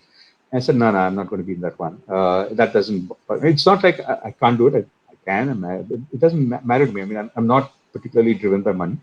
It's a good thing to have. It's a good thing to make नहीं होता है नहीं होता ठीक है मैं मरूंगा थोड़ी मैं मरूंगा नहीं. It's all right. I hope that answers your question somewhat, Jan. So basically, one turning point which changed everything. That was one. I mean, there've been several. I think my kids have been one. Listening to Pink Floyd when I was 17 was one. So I say this sometimes that I had an uncle who passed away when I was very young, my mother's brother, and he left a collection of LP records. And one of the records I listened to a lot while I was going to college, and I was completely perplexed with what this damn thing was. This is not what I thought college was supposed to be. Because still, like, engineering college is heaven, and I go there and Don't like this shit.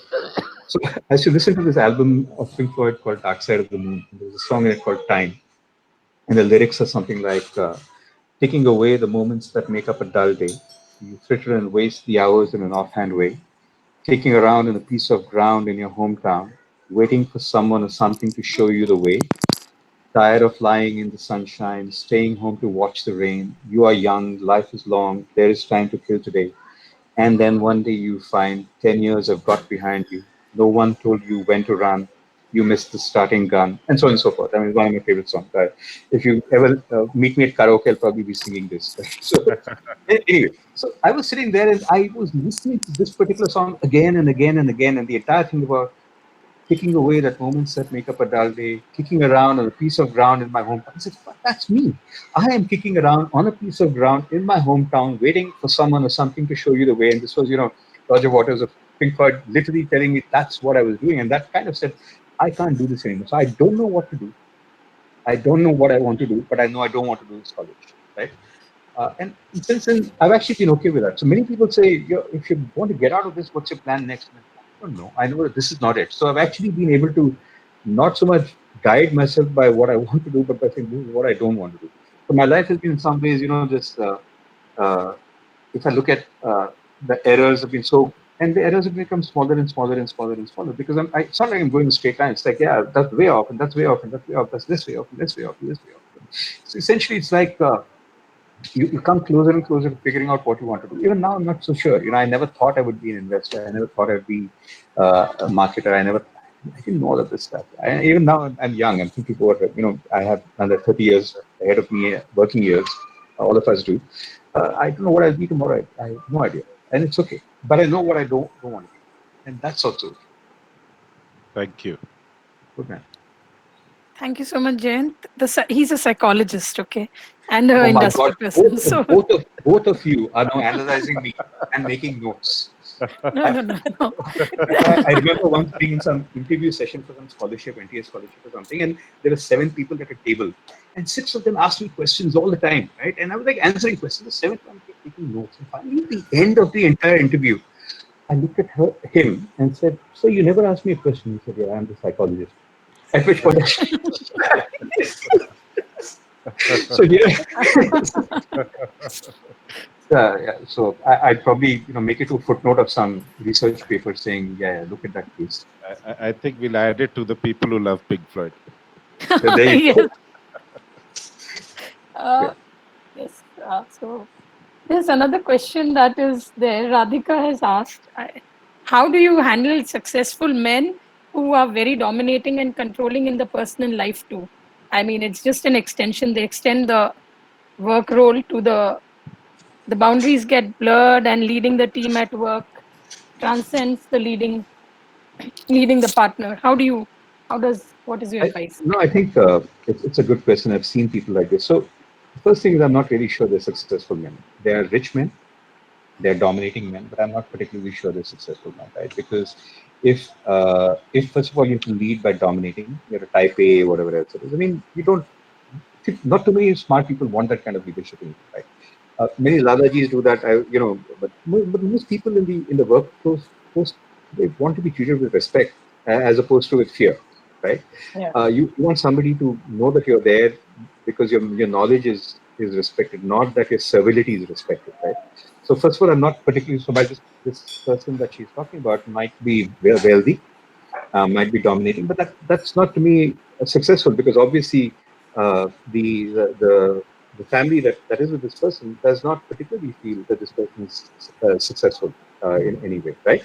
But I think maybe it's slowly this person will come to realize, or you can cause this person to, this person will lose his spouse, this person will lose his children, and once he loses his spouse and loses his children, he then understand that he's not really successful. And the way short of that is for this person to then be told that, dude, you think you're successful, but you're not. All right. I am your spouse, and I feel like a rag that you walk on, and the children, are scared shitless about you. And the first chance they'll get, if it wasn't for your money, they'll run away. All right. So I think probably somewhere the change is really going to come in this person's realization that they're not successful. I think when you're treated for bad habits, you begin to think that those are the habits that make you successful. When you're told that you're a dominating type A decisive guy, you believe that's what you've got to be in every other way. And that's again the way that stereotyping, when that's what you're treated for. And uh, increasingly in this person's work, that's not going to be successful because good people don't want to work for somebody who shouts at them. Right? Even the best performing Lalajis, the difference between Mukesh and Anil Ambani is also that Anil shouts at people and Mukesh doesn't. Right? You must understand that people prefer working under one over another. That I mean, among many other character issues out there. Right? So I think you'll meet and you will also find that these are the guys who frequently tend to abuse their spouses, abuse their children, and so on and so forth. And that's simply because they're insecure. They're used to a certain form of adulation from their employees that, sir, you're the greatest, sir, you're the best. And when their spouses don't tell them that you're the greatest, when the lovers don't say that they're greatest in bed, when the children don't say that they're greatest dads, I think that's when the realization comes. All right. So probably this person, I would say needs some counseling, or you need a heart to heart, one to one person saying, yeah, dude, uh, your wealth doesn't matter here. That success is not success here. Success isn't wealth. It is being loved. That's what success is. That's my take. But you're the psychologist, not I.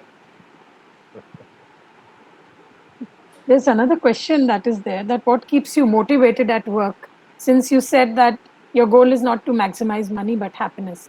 I think it's self obvious, but Manish has asked. So, Yeah, sure. So I think what's motivated. See, I like doing new stuff, and I like throwing myself into stuff that I've never done before in some ways. So I'm not particularly phased by stuff, right? So hmm, I have as much qualifications to launch satellites as I have to write ads or as I have to make films.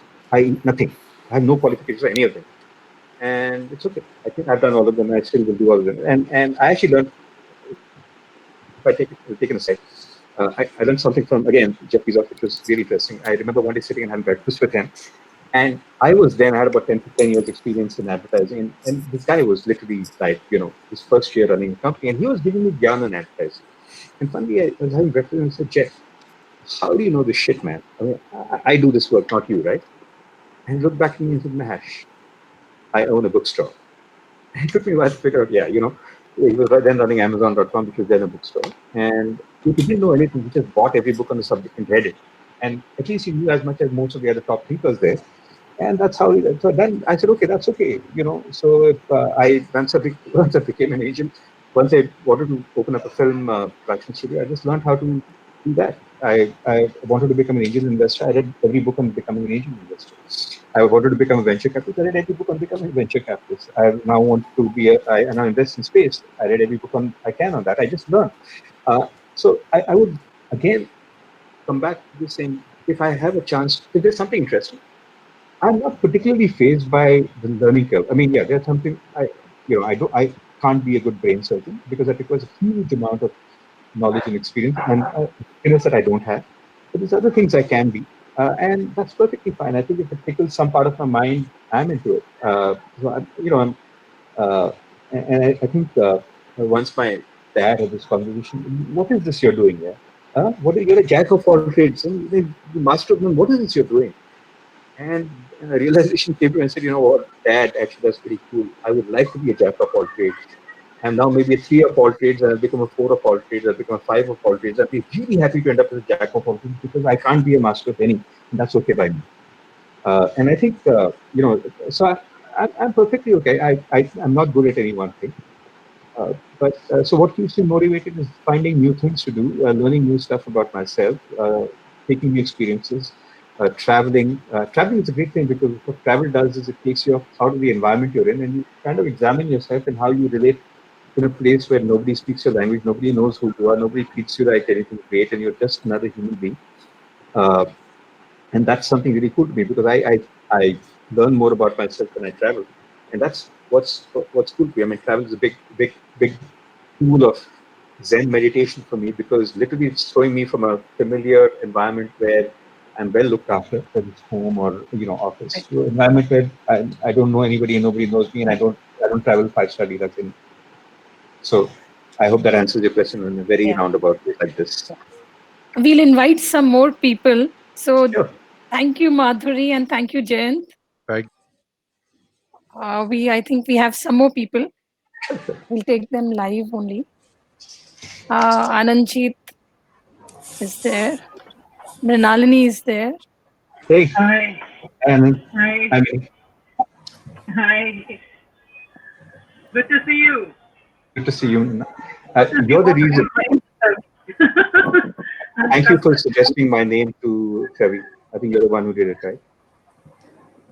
Yeah, It's all pretty your much. fault. It's all your fault. It's all my fault. I'll take the place.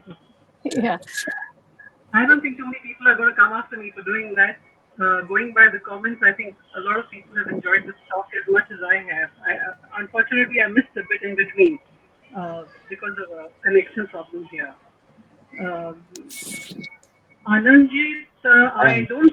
I think I missed his talk. Yes. I am. Uh, Hi. Hi, Ananjit. uh, yeah, but I think the series, Chavi, which you've done, Men on Men, was much required and really enlightening in many ways. I mean, men are taken for granted. Their minds are taken for granted. We've done psychology and we understand that. Uh, One thing that I would like to, add over here is my exposure, man. What really, what was a turning, I would say a moment of realization for me was when I came across this book. It was an audiobook which I heard when I would drive of two psychologists, both men, who were treating a lot of uh, school-going boys with not severe mental disorders, but the anxieties and the depression and what they would face.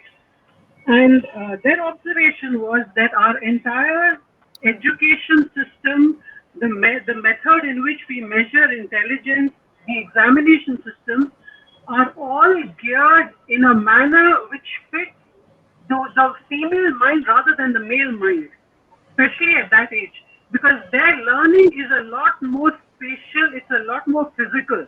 You know, Yeah.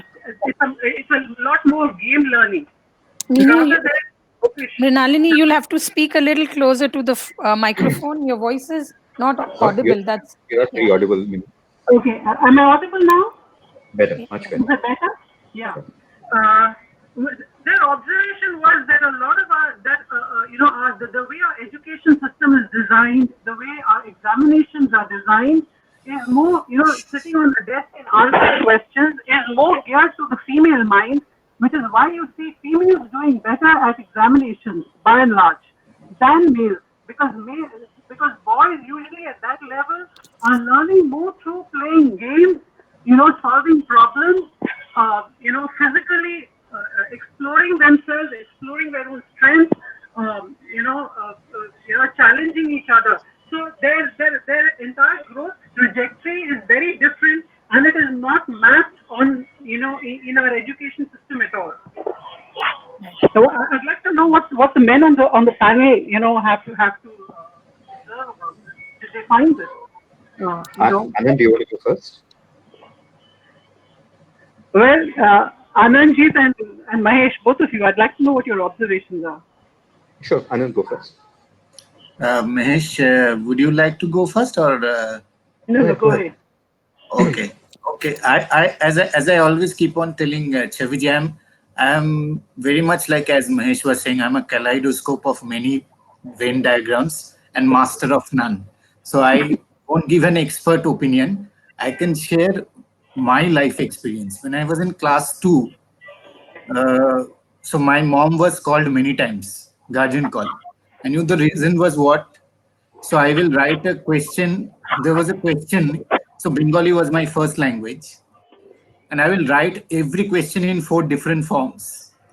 So I still remember two. I still remember two, and my mom's blood pressure was always 180, 190 because of me.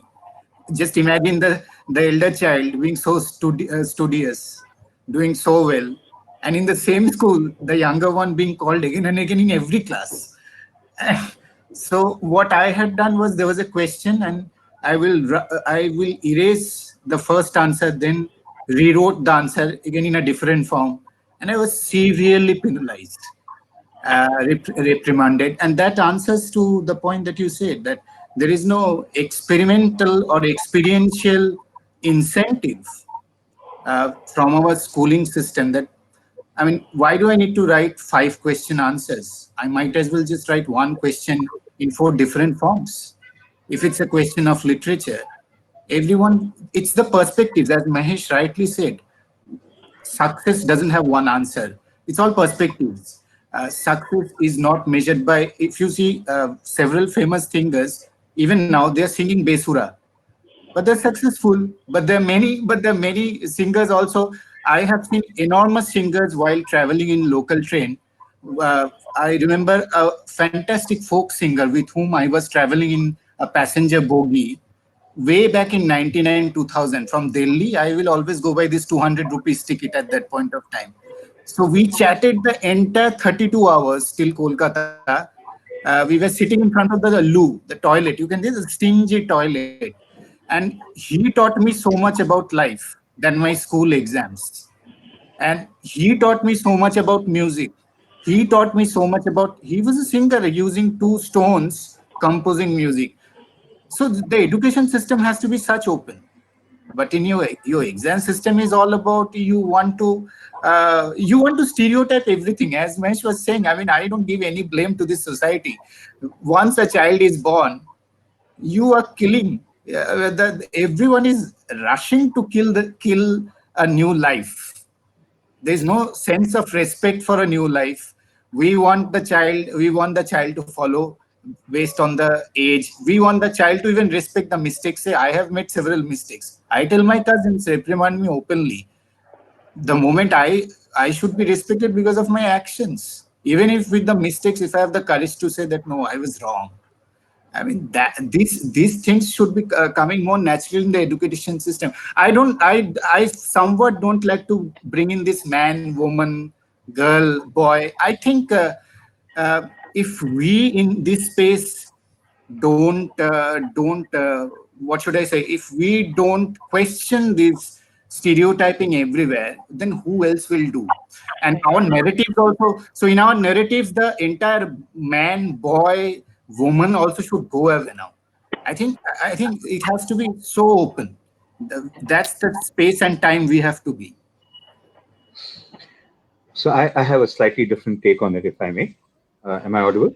Yes, May I Mr. speak? Mahesh. All right.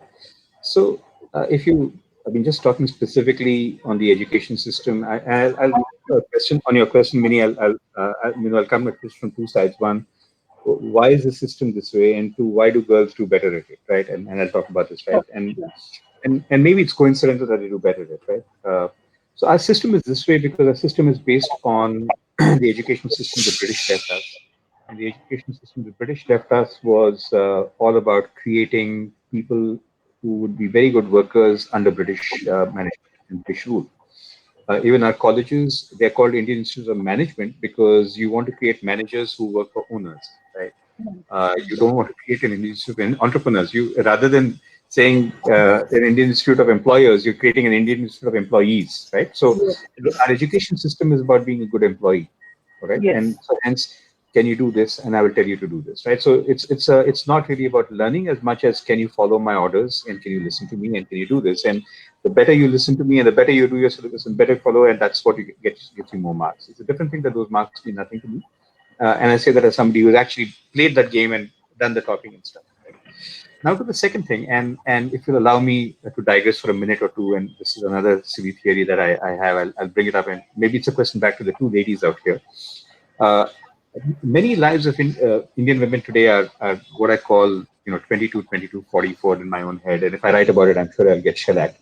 But how I see it is the typical Indian woman, at least of our generation, is brought up for the first 22 years of her life by her parents completely controlling her.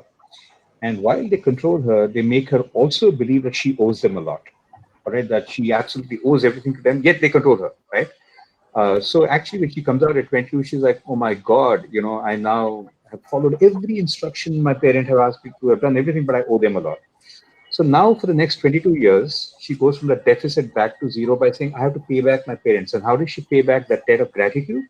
by marrying who they wanted to marry, by having the kids they wanted to have, by having the in-laws they wanted to have, by building a house, by being a good mother, every single thing. So for the first 22 years of her life, she listens to her parents. The next 22 of her life, she tries to pay back her parents by listening to even more of what they say. So finally, when she's 44, 22 plus 22, the kids have left the house. That's the first time she sits and says, "Who the F am I?" Right? What am I here for? Earlier, I went from zero to negative. Negative, I came back to zero. Right? So really, for the next 44 years of her life, is the only time she actually begins to find herself. I mean, again, I'm generalizing, right, to a large extent. And I've seen that in many of my friends in my generation. It may not be true of my kids' generation. And so when you put these together out here, and Indian women are trained by their parents to be subservient, to be respectful, to listen to everything mama says, be a good girl, listen to me, be a good girl. And you hear that far more than be a good boy, listen to me. All right? He's a naughty boy. What the khelta hai? Nahin, my girl has to listen to me. So there's differential parenting styles are coming everywhere because you expect unquestioned obedience from your daughters and you expect a little bit of like, so when Anand Ananjit was called to school yeah, वो लड़का है ना वो तो होता ही है but that would never have been accepted if he was a girl right because you expect subservience so the reason so it's really a mix of our cultures and the education system that we had nothing to do that have come together in and what's the answer to that? The answer to that is, well, it's your education system. Don't expect any damn thing from it. So if you get them topper, ho, to kya banega? All toppers come croppers. It doesn't matter, right? It doesn't matter which damn school you send your children to. कोई फर्क नहीं पड़ा कोई फर्क नहीं पड़ता like makes no bloody difference right I went to Kendriya Vidyalaya in fact Yeah. Chavi, I don't know if you know Minu was my junior in school right and that's why we Yeah. know each other it's a lower middle class school in class 8 my parents paid 8 rupees a month as fees in class 9 it was 9 rupees in class 10 it was 10 rupees and that's it right it doesn't matter so the key thing to do is to not hope for a great super great education system because it's shit it's okay, just accept it. Shit, ठीक है यार. जब it's like Delhi pollution है तो क्या करेंगे अब ठीक है यार. जी लो COVID है तो क्या करें? Is the government today saying lockdown 1, 2, 3 for सब काट रहे हैं. अब मतलब आप राम भरोसे आप जो करना कर लो, right? You have given up, right? So it's exactly the education system. The only way to do it is expect nothing. Okay, or if you want some minor stuff, yeah, okay, send somebody to a Montessori instead of a regular nursery, send somebody to an IB school instead of a CBSE, because but maybe you can't afford it, still doesn't matter, right? So that's my entire take on this. And the only by completely disregarding the value of this education will you again bring girls out of the thing that I have to be a topper because the mothers Yeah. want them. Yeah. That's true too. Only now mothers are realizing, hey, topper ho to be first class first होगी कुछ होता नहीं है. Topper हो के Yeah. कुछ बनता नहीं है, right? And I think now people are realizing that. In my time, my parents were all about engineering, medicine. That's about the chartered accountancy. And now it's like, ठीक है यार, ballet dancer भी है, कुछ junior artist भी है, cricketer भी है, ये भी है. There's a wider range of hairdresser भी है, acceptable careers. I hope that answers some of your point. I mean, Yeah, I mean, what I was mentioning was in a much broader context. I mean, the points you made were very valid, Mahesh. What I was mentioning was a much broader context because the study I mentioned was in the U.S. These are boys of living in the U.S. and the psychologists were U.S. So this is a universal gender thing. That's what I meant. okay, all right. Yeah. Could be. You would know But better. You guys are experts in this. I'm yeah, but relative. from what you've said, there's one observation that I'll make. I mean, I do find that women motivate their daughters a lot, but I also find when men groom their daughters, their there is a different kind of success that I mean, I can't say different kind of success, but it contributes a lot to the success of women.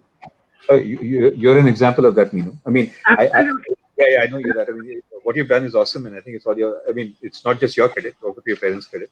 I always wish I had daughters. In fact, in each of my kids' cases, I gave them unisex names, and I actually ended up sadly with 3 sons. I I think, know. yeah, I think one value that that you have really, I would say, held up, Mahesh, is risk taking, and I wish children, parents taught their children the value of taking risks. Yeah, we are At every overprotective. level. Yeah, at I, every level. Yeah, I was reading about I read about Richard Branson when he was living with his aunt and uncle, not with his parents when he was 10 and 11. And one day, his aunt and uncle took him out somewhere in the countryside, about 10 kilometers away or whatever, and let him off the car and said, "Make your way home." All right, and he was 10 years old. He knew nothing, and he made his way home. And they actually kept pushing him out there, and finally he said, yeah, I can do anything because I'm not afraid of failure. I think Yeah. risk taking is about saying, oh my god, तुम fail हो जाओगे तो क्या होगा? And my answer is, होगा तो क्या होगा? Fail होगे तो क्या होगा? कुछ नहीं होगा ना, Yeah. right? So True. I think the key thing True. is to sit back and say, what's wrong with failure, man? Look, as Absolutely. we said when we started, I failed multiple times, and I think you only learn by failing. And I'm okay. Look, Yeah. I've invested in 63 companies, and I think at least 20 have failed. Some more will Wow. fail, right? It's okay. It's all right. It's perfectly fine. Failure doesn't mean you die. I keep telling people you can die of malaria. You can die of a car crossing and the road. Yeah. You can't die of entrepreneurship, and you can't die True. of failed entrepreneurship. You can't die.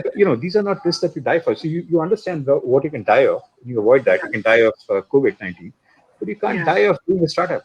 But strangely, we want to break the COVID-19 rules, but we don't want to do a startup, which is kind of like left in my head. Yeah.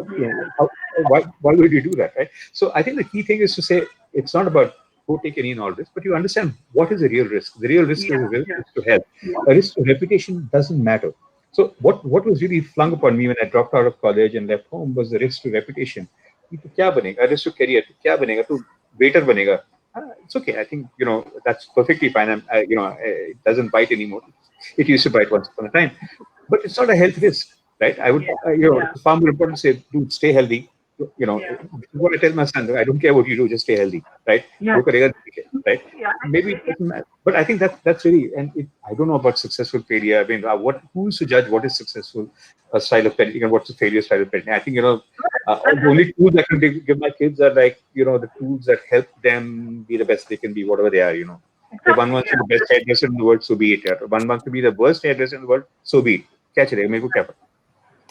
Yeah, there's a question here that Parul has asked that coming to school only, it is the way girls, and this is, she said that girls come out, it's girls do better because schools are not free from restrictions, but they break restrictions. And this is one thing, Mahesh, that I think we have to understand. Even in a university, we have majority of female and women people working, but in the top leadership, there are very less. And so I think what the point we've made, and I think we answer Parul's this, is that yes, girls are taught to not take risks. That's what And I you've think a done. lot of this is strange. So you're right. When I go to speak at schools and colleges, there are in many of these colleges, MBA colleges. Etc. I'm funny. I told my dad, by the way, I do go to IIT, I do go to IIM, but I go there to teach, not to learn. Anyway, so when I go there, it's actually they're reasonably gender balanced. But the strange thing is when the plans come in, it's really crazy to see 90% plus plans come from men. And I'm not seeing that many plans from women. I never have. I probably get 200 plans a month and about 2,000 a year. And it's been happening for 20 years. So maybe 40,000 plans or whatever. So I don't know what they feel. So maybe the entire thing is that they think it has to be perfect, and if it's not perfect, it shouldn't go out. It doesn't matter. Right? Nothing is perfect. You cannot predict the future in perfection. So again, I come back to the core point. Are you comfortable with ambiguity? That's what I was Yeah. looking for, ambiguity, right? If you're comfortable with ambiguity, you will do well. And you just have to be comfortable with ambiguity. So I am even on a personal front, I'm asked by people saying, I'm in this kind of stage with this guy. I don't know what it is. It's killing me. Can you please define what it is? And I'm saying, why can't you be comfortable with ambiguity? क्या लगता है? I mean, what are you going to gain by putting a label on it? क्या फर्क पड़ता है, right? So if you're comfortable with ambiguity, you're comfortable with not knowing what the future will bring. That's when you go ahead. But if you agonize, oh my God, I need to model the future, you kind of be staring there because nobody can model the future, and you'll be so scared of your models. We don't look for people who can predict the future. We look for people who can create it. Please Yeah. understand, right? And it's a huge difference. The only way you can create it is by accepting that I don't know what's going to happen. Yeah. All right. But if A happens, I'll react in this way. B happens, I'll react in this way. C, and because I know how I will respond to all these changing circumstances, I'm comfortable with ambiguity. I'm comfortable not knowing exactly what will happen, but I have the equipment to survive no matter what. That's all we look for, right? I think if you bring, whether it's kids, boys, girls, it doesn't matter, right? If you bring them up to this entire idea, it's all right.